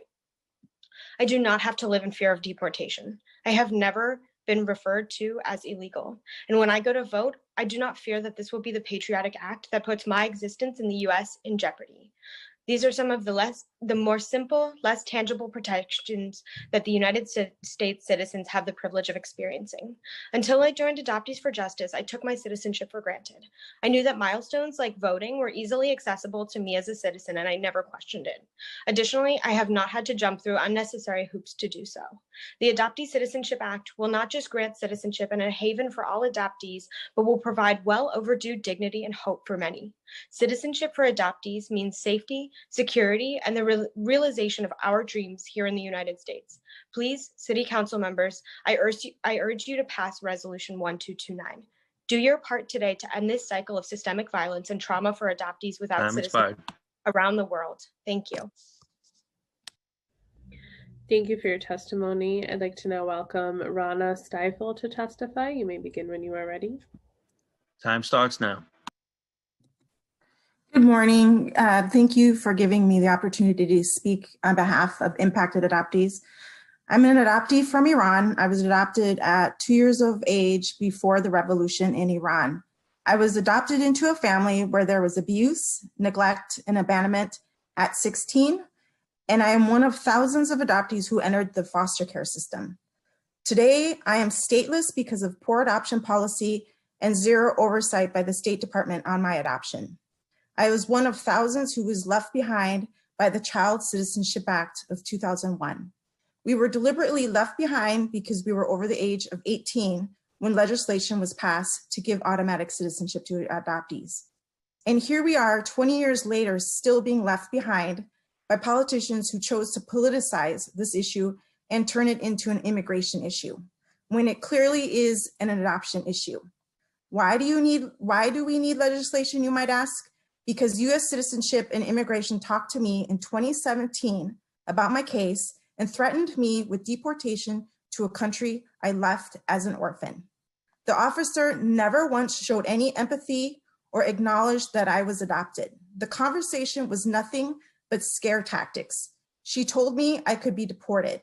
I find that hard to believe because I am legally adopted in a court in a state. And when do we deport Americans to Iran? She told me my former Senator Kamala Harris and Congresswoman Katie Porter of California could do nothing to prevent my deportation. She said one of my options was to turn myself in for deportation and go in front of a judge to plead for a green card. I'm an American and the daughter of an Air Force officer and prisoner of war. Again, I ask you, how can we deport Americans to Iran? Immigration spoke to me as if I had illegally come to this country. How did I, at the age of 3, get on a plane and fly into the United States? My entire life has been documented here as an legally, I stress, legally adopted person. I am a taxpayer and I am denied the right to vote. This is how the conversations have been with immigration. This is completely unacceptable. We are adoptees. Why are we being pushed through a crowded and cruel system and paying thousands of dollars for the mistakes made by our parents, adoption agencies, lawyers, the State Department, and Congress? Our lives are being erased and endangered because of the lack of urgency. We can't get driver's licenses, Real Act ID, loans, healthcare, retirement, and we are at risk of deportation. New York has 3 known cases of adoptees who can't get driver's licenses today because of Real Act ID. Time expired. You chose to stand in solidarity with impacted adoptees and magnified our voices on this issue. And I thank you, we all thank you from the impacted adoptee community. We must continue to hold Congress accountable for this population who are being denied their rightful claim to citizenship. This is not the life adoption promised us. If you know an adoptee who is struggling and living without US citizenship, please refer them to Adoptee Rights Campaign. We are the foremost organization advocating for legislation called the Adoptee Citizenship Act. This legislation died in the last 2 sessions of Congress, despite bipartisan support and 103 co-sponsors in the House. Thank you. Thank you for your testimony. I'd like to now turn it back to Chairman Chaka for questions. Thank you, Harbani. And I just want to say thank you to everyone's strong testimony rooted in experience that not just the council needs to hear, but the federal government. And as the new federal government is installed, and we have reached out to our leaders so that the new bill, which will have a new number and will move forward with the support of the city of New York, when we move this resolution forward, it will have your testimony behind it. It will have your courage and relationship to the cruelty of what needs to change. And so I just want to say thank you for your testimony today. What I know more than ever is that we are at our crossroads of how a city can support this national agenda, this return to dignity for this larger conversation of a broken system, and this city is behind you.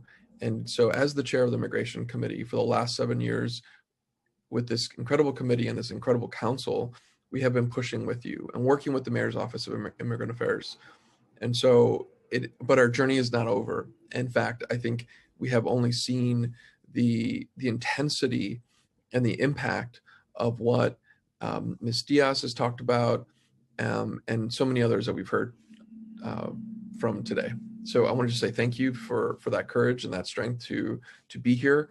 And we are listening, and we will be moving forward with you to ensure that our federal leaders, from the Senate to our local representatives, have this resolution, and as we speak on behalf of New Yorkers, move to address this. So thank you. Thank you, Chair. At this point, we have concluded public testimony. If we have inadvertently missed anyone that has registered to testify today and has yet to be called, please use the Zoom raise hand function now, and you will be called on in the order that your hand has been raised.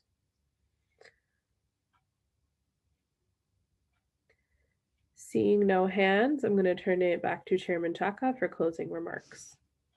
Chairman Chaka. Yeah, thank you. I want to thank all the incredible staff who have put this hearing together on the tech side, our Sergeant of Arms, and our committee staff that include Harbani Uja, Elizabeth Kronk, Cesar Vargas, and Lorena Lucero.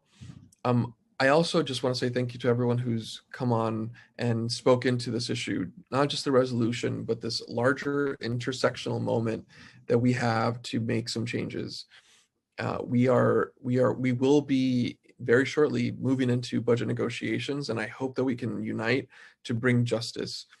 The council needs to hear from you, and it is because of your voice here today that we need to continue to work to change the way that we fund the most critical and essential needs of our workers, our essential workers, our immigrant workers, and the communities that have been impacted by this broken immigration system. And so the city of New York has so much power in its ability to bring ideas, not just to the rest of the city, not just the rest of the country, but specifically to other municipalities. And so we will have to meet the federal government halfway. And that's through funding, that's through reorganization, that's through creativity, and that's through the stories that you have brought today that continue to encourage me to fight as hard as I can to use the bully pulpit. And so I am dedicated to that work. And so let's talk about universal basic income. Let's talk about changing the way that we engage you with legal services, free preparation for DACA, and more pipelines for citizenship. These are all things that we need to keep hearing. And when we think about domestic violence that is ripping through our communities, it is heavily impacting our immigrant communities. And those barriers I heard very, very clearly. We need to solve those. And so let's do that together. And so that is my commitment to you, to keep working. Let's reach out and let's build those spaces so that we can organize. Thank you so much again. And as the chair of the Immigration Committee, I now call this hearing to close. Thank you.